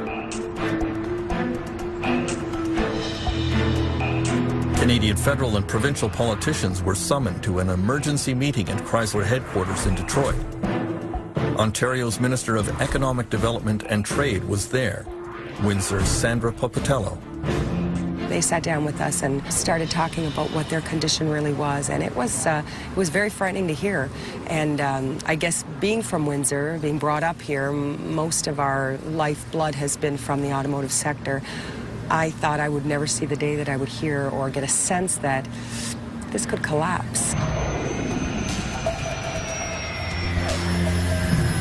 At the height of the 2008 crisis, executives from the big three U.S. auto companies came to Washington to ask for a massive government bailout. Famously, they all arrived in private corporate jets. There was a wave of revulsion from politicians and workers. Who do you think you are? You're asking for $50 billion and you fly in on a corporate jet? Those are our profits as well. As workers, every worker, I know at our plant they said, you gotta be kidding me. The U.S. government came up with the bailout money, and Canada quickly followed suit. Canadian Finance Minister Jim Flaherty is the Member of Parliament for Oshawa, another riding that depends on the automotive sector. Discussions have taken place place about this. He points out that there were many jobs at stake in Canada beyond those at the big three U.S. car companies. The fundamental challenge was this: were we going to be in the auto business or not? And the big driver, from my point of view, was the fact that we have three of the largest global parts companies in the world, in Canada. And that's where most of the technological innovation is. So we lose Chrysler, we lose General Motors, they continue in the United States and Europe and elsewhere, we're going to lose those parts companies too, because they'll have to follow them. This is absolutely outrageous. One group of workers in Windsor decided to fight back against their plant closing. The incident came at the Aradco car parts plant, which manufactured stamped metal components for Chrysler. In March 2009, workers were called on a Monday night and told to stay home. The American-owned plant was shutting down. Aradco workers realized that their management was trying to sell all the equipment and sneak off without paying any kind of settlement to employees, some of whom had worked for decades and were owed $30,000 or $40,000. Not today, motherfucker!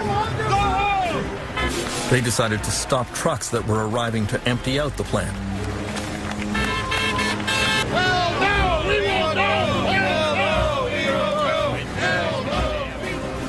Then, when management still refused to negotiate with them, the workers occupied the plant. Isn't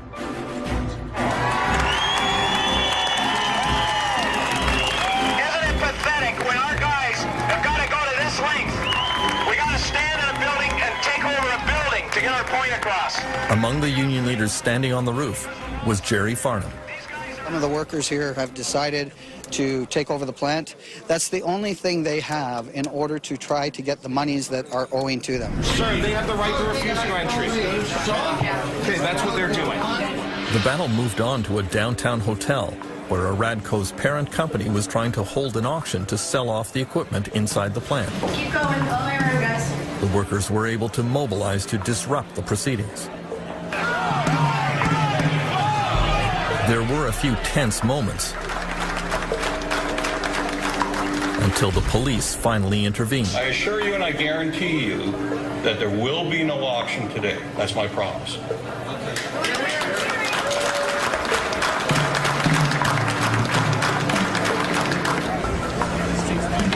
It turns out that the American owners of this plant were already fugitives from justice.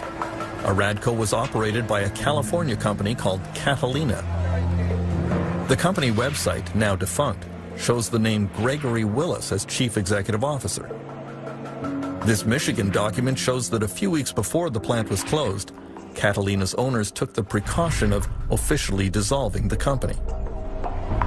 The same owners had played the same game in 2006 in France. There as well, the plant was closed, the workers occupied it, but in France the owners were tried and convicted of breaking French law. In Windsor, union leader Jerry Farnham says that Canada has similar laws, but they are not enforced. Our government doesn't have the balls to step up to the plate and go after what's rightfully owed to the workers. And the reality of the day, this part here really pisses me off because of the fact that the government has laws in place, but they're not being enacted on at all. These guys are heroes. In the end, Chrysler stepped in and paid the workers about a quarter of what they were owed, and so the Aradco occupation ended. Unfortunately, only a handful of them have been able to find work in other plants. This is a nice truck, eh? Did you see For that? Ray Samard, forcibly retired from GM at age 49, the future looks a little scary. He realizes that he is unlikely to find a new career that pays anything like the auto industry, but he is ready to make the best of it.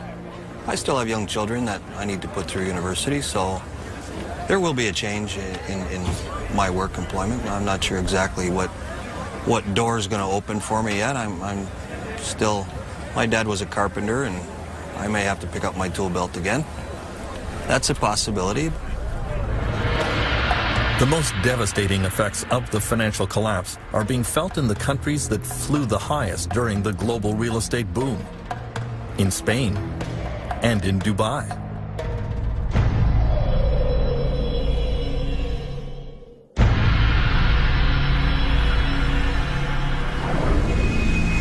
Most workers around the world had little way to fight back against the effects of the meltdown.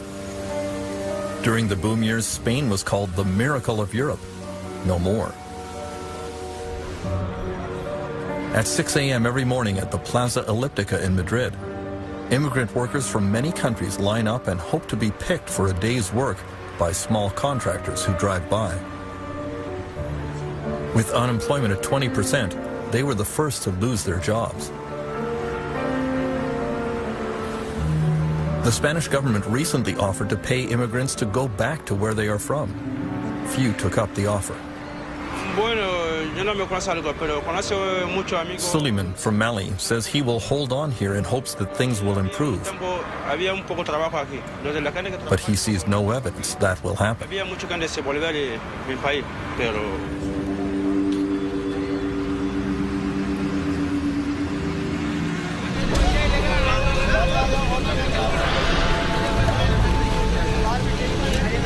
The real estate crash in Dubai has been even worse for the army of construction workers who came here from India and Pakistan and all over South Asia.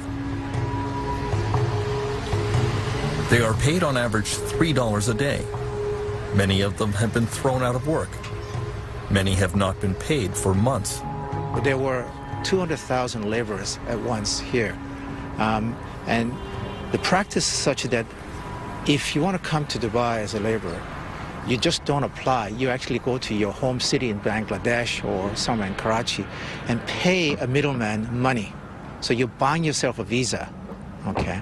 And while you're working, you're actually paying back maybe your prepaid visa rights through the first year. So imagine if those guys didn't get paid for 2 or 3 months.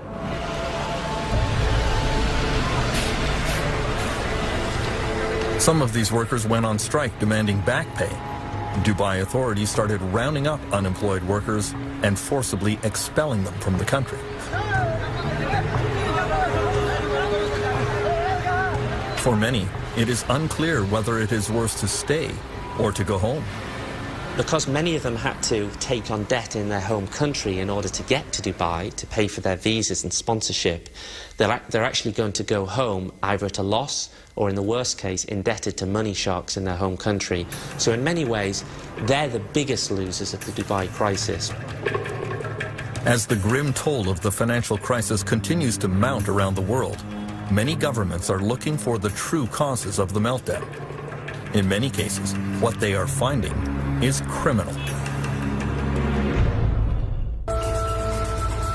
The search for the causes of the global financial meltdown has led to some evidence of fraud and corruption. In the City, the financial district of London, England, during the boom, the wild partying and flaunted excess of the banking world became legendary. Then a deep throat appeared, someone who was telling tales out of school that could get everyone in trouble.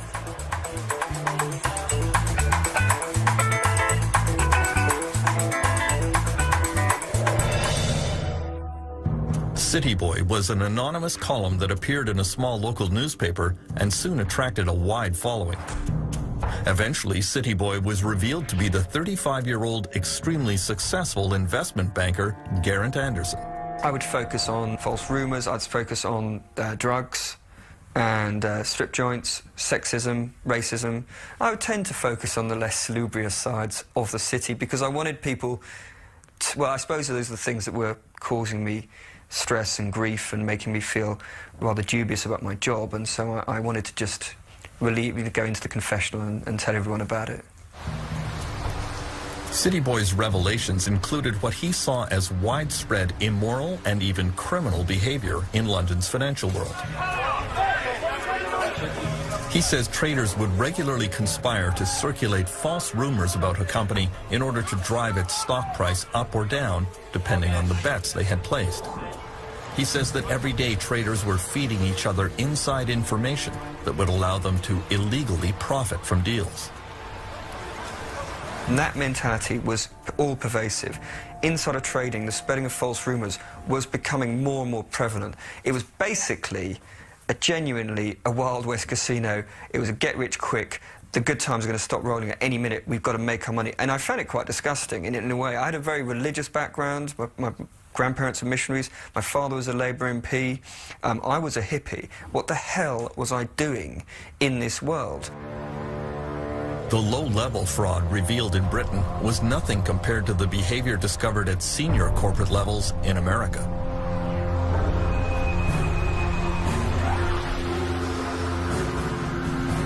U.S. investigators, however, discovered that criminal behavior is hard to prove when it involves some of the most powerful people on Wall Street. The first two U.S. executives charged with fraud were Ralph Cioffi and Matthew Tannen, who ran a giant hedge fund and America's fifth largest investment bank, Bear Stearns.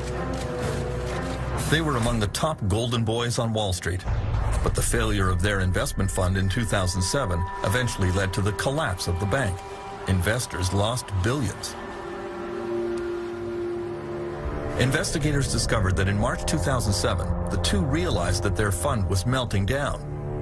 Cioffi emailed Tannen, "The worry for me is that the subprime losses will be far worse than anything people have modeled." Meanwhile, Tannen bragged that he was still finding suckers to invest in a fund he knew was failing. Believe it or not, I've been able to convince people to add more money. They reminded me of the emails that we saw during the tech stock bubble, where the analyst would go out and shill for some stock and then in an email tell his colleagues, this is crap. I think it's appalling that people who are making that much money and who purport to be smarter than everybody else basically turn out to be nothing more than devious snake oil salesmen. At their trial, Cioffi and Tannen hired a parade of high-powered expert witnesses to testify that their actions were not illegal. Just one of those experts, R. Glenn Hubbard, a former economic advisor to George W. Bush, was paid $100,000 for his testimony. Mr. Cioffi's not going to make any further comments now. The two were found not guilty, although they now face a raft of civil charges from the Securities and Exchange Commission. The case was seen as a shocking demonstration of the power of Wall Street money. If we have a Wall Street bank that can afford very, very clever litigators that have an awful lot of firepower behind them, they can overwhelm the Securities and Exchange Commission. They can overwhelm other government agencies. They probably will. But that doesn't mean that they were playing the game straight. That doesn't mean that they were following the intention of the law. In recent months, a lot of investigators in the United States have focused on the richest investment bank, Goldman Sachs. The meeting of the Financial Crisis Inquiry Commission will come to order. In the hearings of the Congressional Commission examining the meltdown, Chairman Phil Angelides went after Goldman CEO Lloyd Blankfein for betting against his own customers in the market for complicated financial products. Do you believe that was a proper legal, ethical practice? The short answer is, this is the practice of a market maker, and I would like to explain this. Blankfein claimed that his bank was just putting together deals, matching buyers who believed house prices were going up with sellers who believed house prices would go down. He argued it was completely normal for Goldman to take one side of that bet, or lend money to the buyer or the seller. We provide the necessary liquidity as market makers to help ensure that buyers and sellers can complete their transactions and securities markets can function efficiently. Goldman Sachs was not merely matching buyers to sellers. They were actively creating products for sale into the marketplace with the Goldman Sachs imprimatur behind it. And I believe that carries with it responsibility. Lloyd Blankfein denied that responsibility. He said betting against his own clients was okay because all parties knew what they were getting into.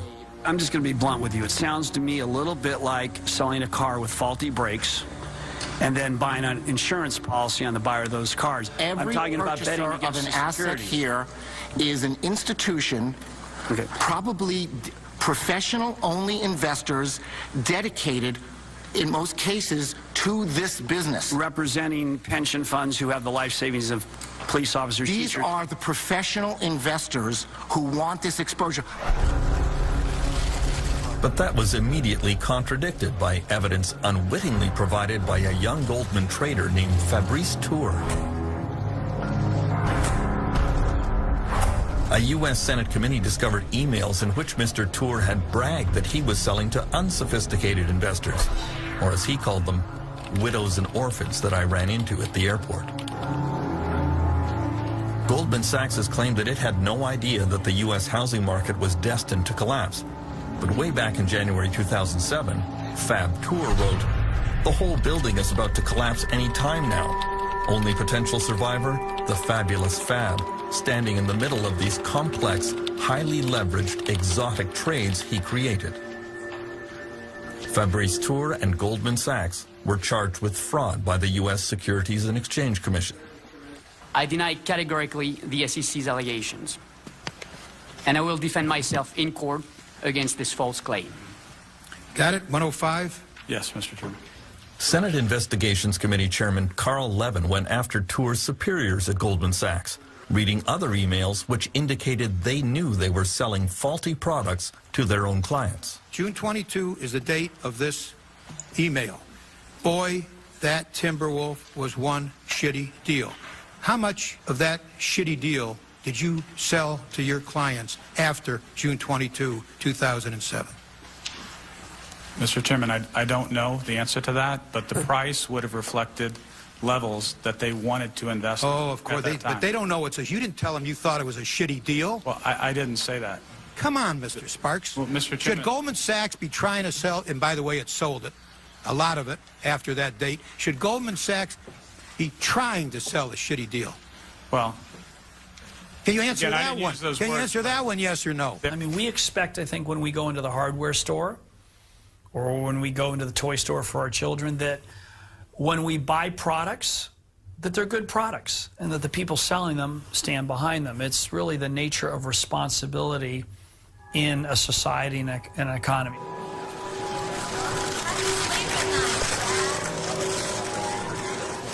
Goldman Sachs eventually settled its fraud case by paying an unprecedented $550 million fine. But several members of the U.S. Congress sent this letter to the Department of Justice, officially requesting a criminal investigation of Goldman and its senior executives. One of the reasons I'm interested in criminal proceedings is because you can go after their bank accounts. You can actually pry open, claw open their accounts, their personal accounts, their 7 homes, their limousines, their yachts. You can go after, I'm looking for justice for the American people and how we're going to get the money back that our people are owed. Only 2 days after Goldman Sachs was charged with fraud, Chairman Lloyd Blankfein authorized a $5.5 billion package of new bonuses for his executives. That was somewhat galling to members of Congress who had seen the company benefit to the tune of several $100 billion from the U.S. government bailout. Goldman Sachs was not a normal bank. It was a speculator in the market. How would it be if you went to Las Vegas and you gambled all your money away? And then, at the very end, when you said, oh my goodness, my bad behavior should be rewarded, right? And you get the government of the United States to pay for your losses in Las Vegas. That's a great deal. That's what he did.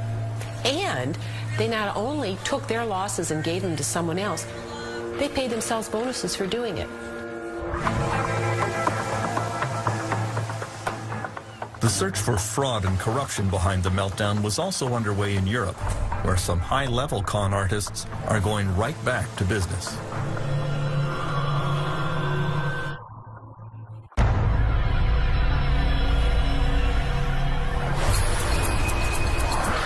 In the boom years, Spain was widely referred to as the miracle of Europe.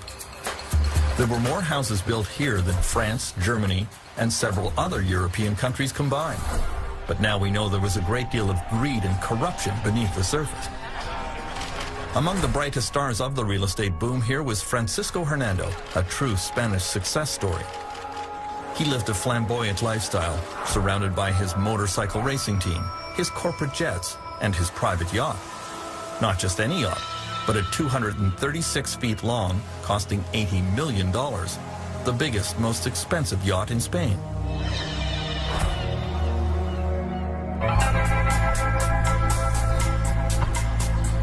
In 2004, Francisco Hernando built what was supposed to be his crowning glory near the town of Cesena, 1 hour south of Madrid, a giant condominium development the size of a small city. There were 89 buildings containing 13,000 apartments. The project was approved in record time. His town would bear his personal imprint, a community garden named after his wife, Maria Odena. And near the entrance, a 20-foot statue of his parents. He hecho la fiesta para mí, para los que me han comprado los pisos, los que han confiado en mí.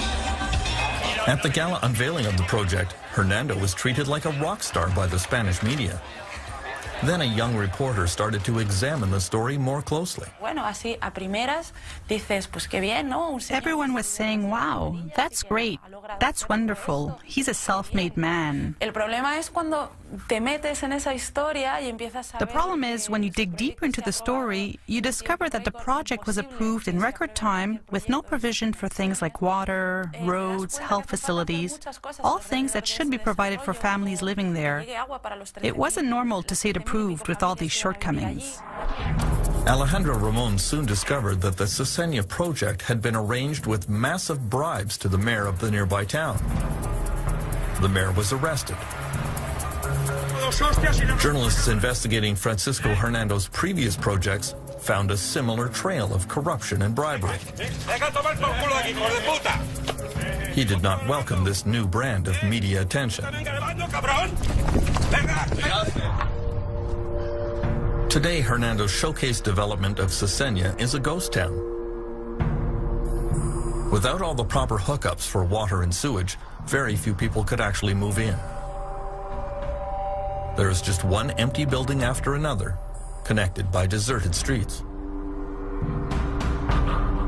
Because of the meltdown, the market for condominiums has collapsed. Francisco Hernando has evaded prosecution because Spanish police have not yet been able to prove that he was the source of all the bribes. In a fit of pique, he announced that he's taking his business out of Spain and moving to Equatorial Guinea, where he is already involved in another scandal. We've seen this guy do the same thing over and over now in different countries. I don't know if this guy knows how to do it any other way. Maybe that's just how he does things. Over the last 2 years, criminal investigations in Spain have resulted in dozens of arrests. In the city of Marbella, almost the entire town council stands accused of accepting bribes from real estate developers. Because of the meltdown, 2/3 of Spanish municipalities are now facing bankruptcy. The crash has been even more spectacular in a bigger real estate boomtown.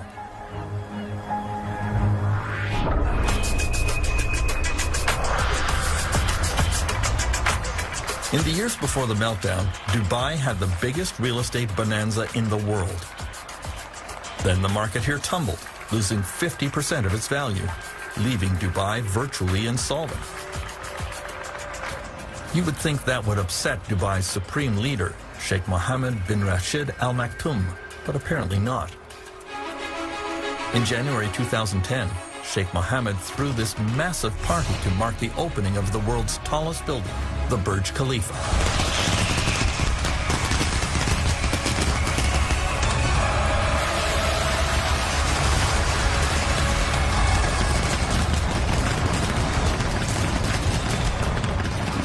Sheikh Mohammed calls himself Dubai's CEO. He always claimed that he ran his government according to strict business principles, but now many are quietly questioning his judgment and his leadership. Well, I think when you portray yourself as the CEO of Dubai Inc., if a company goes bust and disgraces itself and leaves a lot of people indebted, normally, in order any restructuring, the CEO has to be replaced. The problem in a traditional monarchy or an autocracy in this case is that the CEO remains.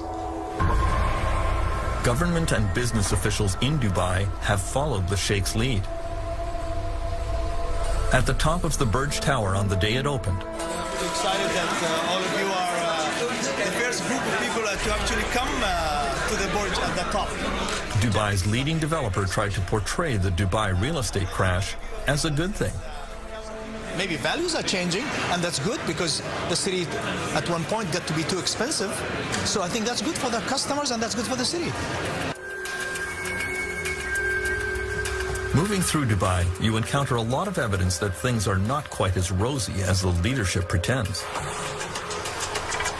This brand new $8 billion transit system was built by Japanese companies, but now the Dubai government can't pay for it.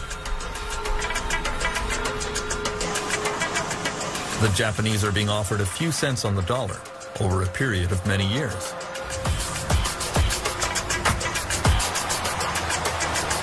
Before the crash, Dubai was home to the world's greatest collection of building cranes. But now the construction sites have ground to a virtual halt. Many of these real estate developments have been spurred on by speculators who never intended to occupy the units, only to flip them for a profit. The government here did everything to encourage the scheme. To many critics, that was fraud.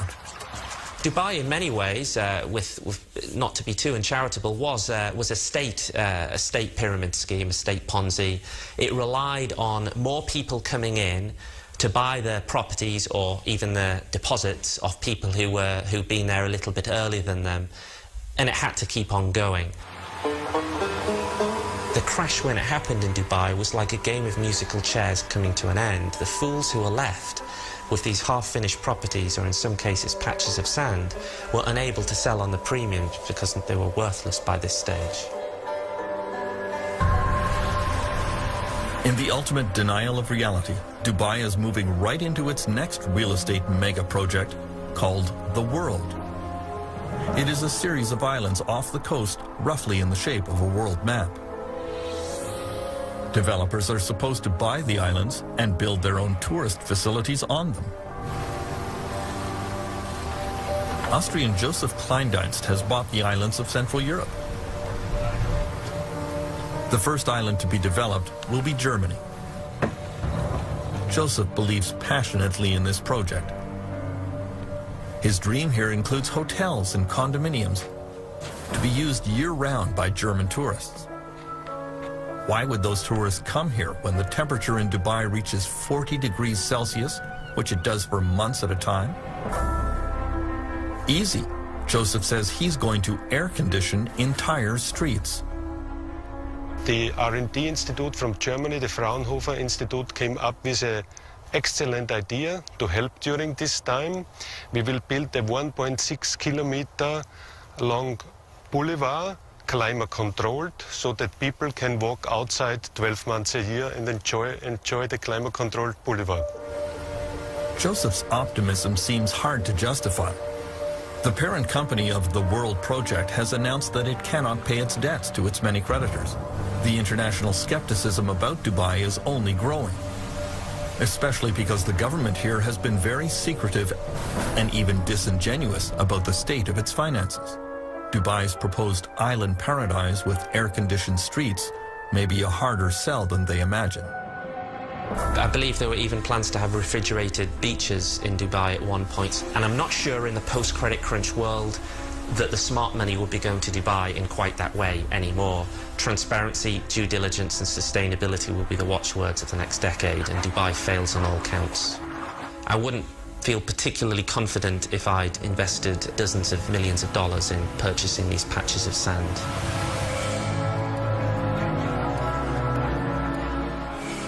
While Sheikh Mohammed tries to pretend that the meltdown never happened, other world leaders are trying to get to the root of the problem.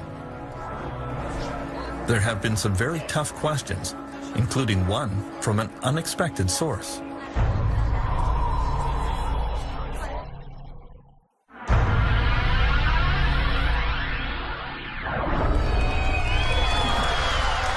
Queen Elizabeth has lived through the Great Depression, World War, and numerous financial collapses, but she found the 2008 meltdown especially troubling. A few weeks after the crash, she decided to make her first ever visit to the London School of Economics. For a few minutes, she made polite conversation with her hosts and then surprised them with a tough question about the financial crisis. If they were all so smart, why did nobody notice it coming? The staff at the LSE were somewhat flummoxed by the question and eventually wrote to the Queen that it was a failure of imagination. Martin Wolf of the Financial Times of London, considered one of the foremost economic minds in Britain, has a more intriguing answer. You will never foresee these things because the system is ultimately just too complicated for anybody really to understand. The economy is an extremely complex adaptive system. In fact, I think it is the most complex system we know. It has the complexity of billions of people engaged, producing billions of products over time and space. And they are people, and because they're people, they are subject to all the emotions of human beings, both euphoria and panic and all the rest of it, collectively and individually. Such a system will generate very complicated phenomena, and it will often be very, very difficult to interpret them. The United States government is also searching for what went wrong. There is general agreement that it was a major failure of the U.S. regulatory system, starting with the SEC, the Securities and Exchange Commission. The SEC was asleep at the switch. The Federal Deposit Insurance Corporation, for much of the time, was asleep at the switch. The Treasury, for much of the time, was asleep at the switch. But the drowsiness was all induced by this very, very powerful opiate called market fundamentalism. The idea that markets were basically perfect. They could do no wrong, that investors were smart, that smart investors would make all the inquiries they needed to make, that information was relatively and easily available to everyone, that therefore there could not be any problem. In Britain, the government regulator is the Financial Services Authority, which didn't do much better. They seemed easily foiled by legions of avaricious young smart alecks. Basically, the attitude to politicians and regulators is hands off, we'll do our own thing, and of course what we're trying to say there is let us abuse a system that is open to abuse so we can make vast amounts of money, and please don't hassle us. The interesting thing is that when the good times are rolling, we say hands off, don't regulate us, stop having any involvement with us. And then as soon as we get in trouble, we come cap in hand and saying, actually, can you sort us out? So it's a heads I win, tails you lose, or as many people in Britain have said, we privatise the profits of the banks to a select few, idiots like me, and we nationalise the losses to everyone, the idiots out there, the civilians. French Finance Minister Christine Lagarde is playing a key role in the search for effective new financial regulations. You hear privately from businessmen a lot. Governments can pass any regulation they want. We will always be able to outsmart governments and politicians in particular. Thieves and cops. Oui, c'est ça, c'est le gendarme et le voleur. C'est dans la nature humaine que d'essayer de contourner les obstacles. Quand on est un petit enfant et qu'on vous donne un interdit, vous essayez de voir comment vous pouvez passer à travers. Là, c'est la même chose. Le gouvernement fixe des règles et le monde des affaires se dit, bon, voilà les règles, voilà, il faudrait que je paye beaucoup de conseillers, de fiscalistes, d'avocats, de management en consultant, etc. Pour contourner les obstacles. Il faut constamment être en outsmarting each other. Donc il faut constamment anticiper la manière dont l'autre va essayer de contourner la règle pour améliorer la règle. Donc on est en travail permanent. In the United States, the quest for new financial regulations has been swayed by the deep pockets of Wall Street bankers. This is There was real anger at the banks after the meltdown and widespread demand to hold Wall Street accountable. We know the financial industry is spending $1.4 million a day right here on K Street to kill legislation up on Capitol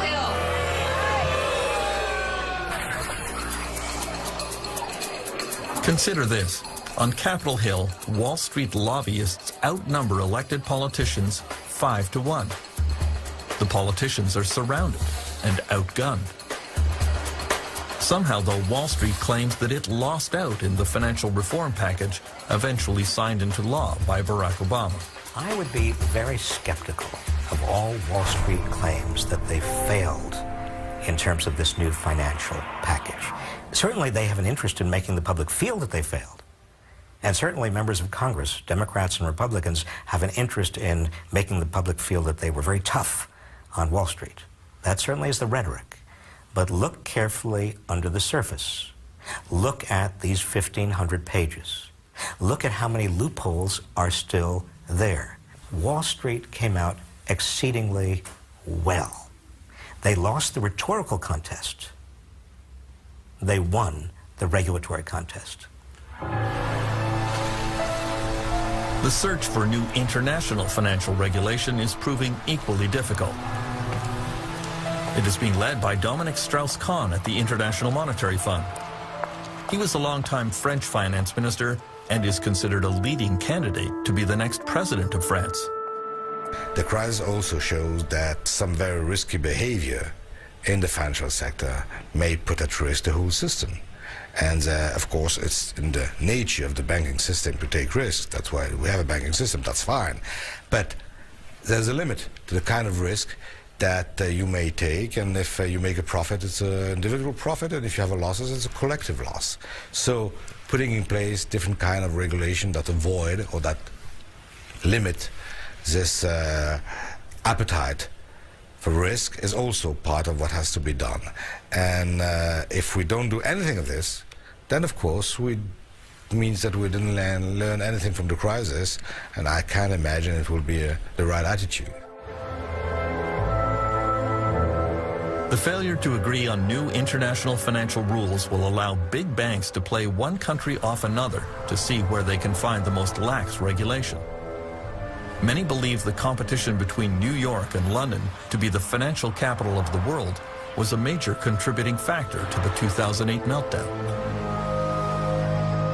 Now, the real problem that we face going ahead is that this same kind of pressure, where is going to be the financial capital of the world, is going to come back once the crisis, memories of the crisis have faded.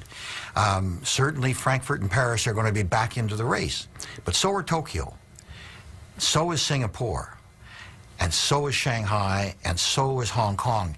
And what I think may well happen at some point is if Shanghai and Hong Kong combine, then you are really going to see a race to where's going to be the financial capital.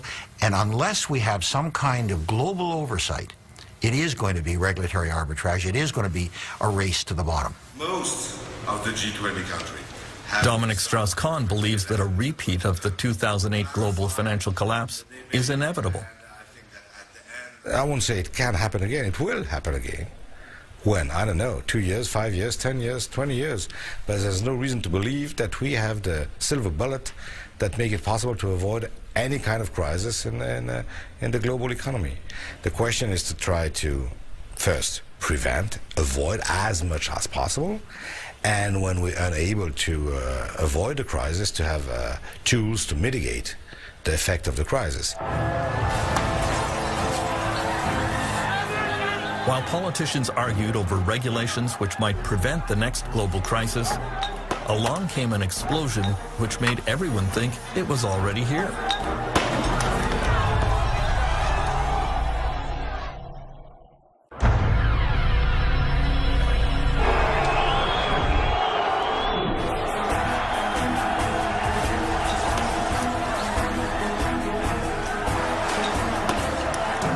In the spring of 2010, it looked as if the next global financial crisis was already starting.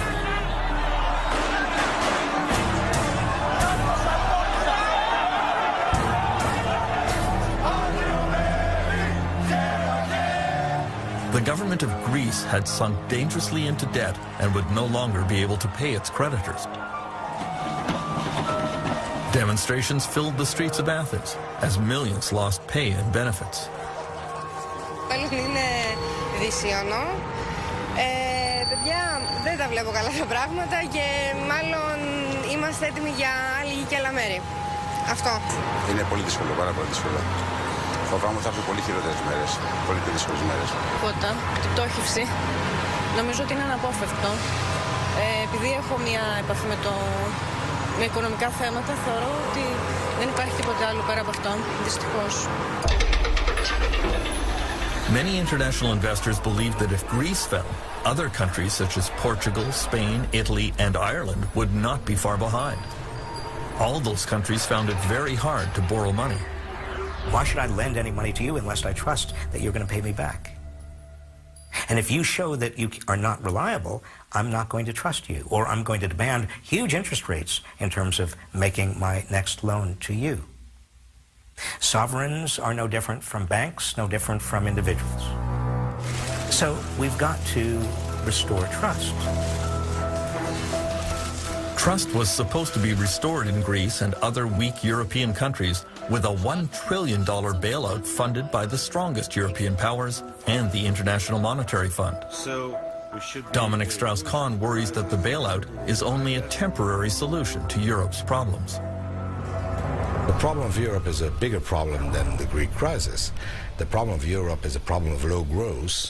The problem of Europe is the fact that there's almost no increase in productivity, and that there's this huge set of countries accounting for close to 1/3 of the global GDP is just unable to, in the recovery, to take advantage of the recovery. So far, the recovery in most parts of the world has been funded by massive government spending. This was the way to quickly create jobs in everything from construction to engineering, and thus alleviate the unemployment crisis. Now, a lot of people would say you're just putting off the pain for a later date, and indeed we are. What we're doing is those governments are taking on debt to do that, and it's our children and grandchildren who presumably will eventually have to repay that debt in order to finance our little rescue today, which might not work and might only put a day of reckoning off for another couple of years. For some leaders, such as Nicolas Sarkozy of France, the global financial crisis has been a profound shock that radically transformed their view of the world. Sarkozy has always been seen as a right-wing free enterpriser, very much pro-capitalist and pro-American. Then France was rocked by plant closures and labor upheavals. Some workers even kidnapped their bosses and turned to other forms of violence. Il nous faut trouver. In September 2008, Sarkozy gave a speech that astonished his audience. Le laisser-faire, c'est fini. Le marché tout-puissant qui a toujours raison, c'est fini. Je vous l'ai dit, je crois qu'on a tous changé au travers de cette crise. Et en même temps que la bulle immobilière et que la bulle financière s'est dégonflée, ça nous a tous permis de faire un peu un examen de conscience de la création de valeur, de la répartition des ressources, de l'allocation des richesses, de la stratégie des pays les uns à l'égard des autres, de la mesure du bien-être. Je crois que sur tous ces points-là, nous avons tous évolué, le président de la République aussi. Ce sont des principes simples sur lesquels je ne céderai pas. President Sarkozy has asked some of the world's leading economists to come up with new ways of measuring growth and prosperity, to give greater consideration to the environment and quality of life. He wants a rethinking of capitalism. What gets measured gets done. Si vous n'êtes pas capable de mesurer quelque chose, vous ne faites rien, vous n'améliorez rien puisque vous ne savez pas par rapport à quoi vous vous basez. Donc la mesure des choses est extrêmement importante. Je vous donne un exemple. Si vous pensez que l'eau n'a aucun prix, vous laissez couler tous vos robinets. Ça n'a pas de prix. Et pourtant, ça a un coût. Vous consommez de l'eau. Donc il faut, pour chaque chose, pouvoir fournir une valeur, pouvoir fixer un prix. While many Western nations are rethinking capitalism, China is embracing it with a fervor that could prove dangerous.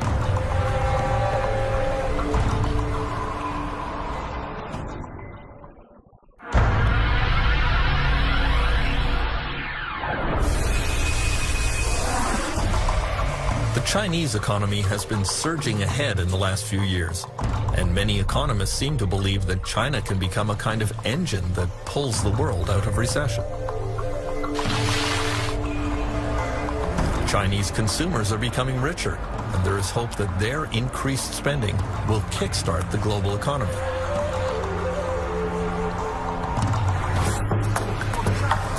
On the other hand, there is widespread concern that the next real estate bubble that will lead to the next global meltdown is already inflating here.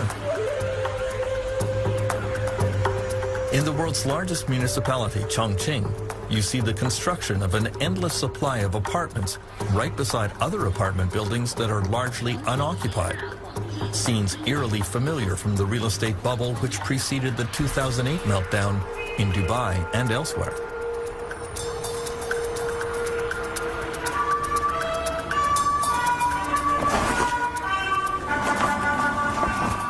The Chinese Communist Party, however, tends to conceal any unpleasant facts about the economy here. Professor Michael Pettis teaches in the business school at Beijing University. He says China watchers have to resort to odd measures to try to get at the truth about the real estate bubble. A friend of mine in Shanghai came up with a very interesting indirect way of measuring inventory in Shanghai. You know, a couple months ago we had an eclipse of the sun at 10 o'clock in the morning in China time, and it was a total eclipse in Shanghai. So his reasoning was at 10 o'clock in the morning you're supposed to be at work, so all the office lights should be on. And he just rode around the city checking out the office lights. And he said that it's not a very scientific measure, but it led him to feel that there was an awful lot of empty office space. Now there has been a more scientific study in which electricity consumption was closely measured in new office buildings and condominiums. The study confirms an enormous glut of unused office space and estimates that there are 65 million empty apartments in China, all evidence of a very dangerous real estate bubble.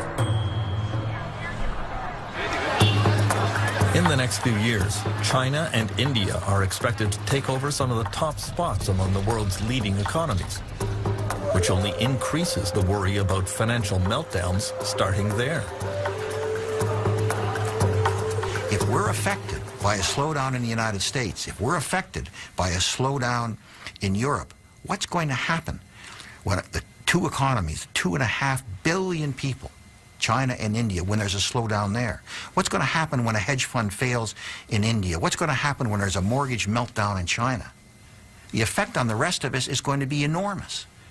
And the time to deal with those kinds of issues is now, before, in fact, it happens. Because if we don't ensure that Chinese banks are transparent, if we don't ensure that the Indian financial industry has a set of regulations that at least live to a minimal world standard, then we're going to be in a mess that's going to make today look like a picnic.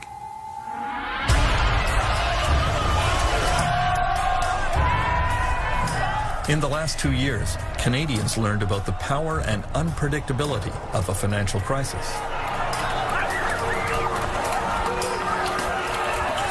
Canada has had only a small taste of the wrenching protests and disruption that became the hallmark of the financial collapse around the world. This was the first truly global economic meltdown, where the interconnectedness of the world economy exploded in ways that very few bankers and economists had foreseen. And very few politicians knew how to deal with. History has taught world leaders that major economic crises like the Great Depression go on for years. Just when you think it's over, along comes another relapse. Even though the causes of the 2008 meltdown are now clear, there is no magic formula to stop it from happening again. The world has to start planning for the next crisis, even as we recognize that this one is not over yet.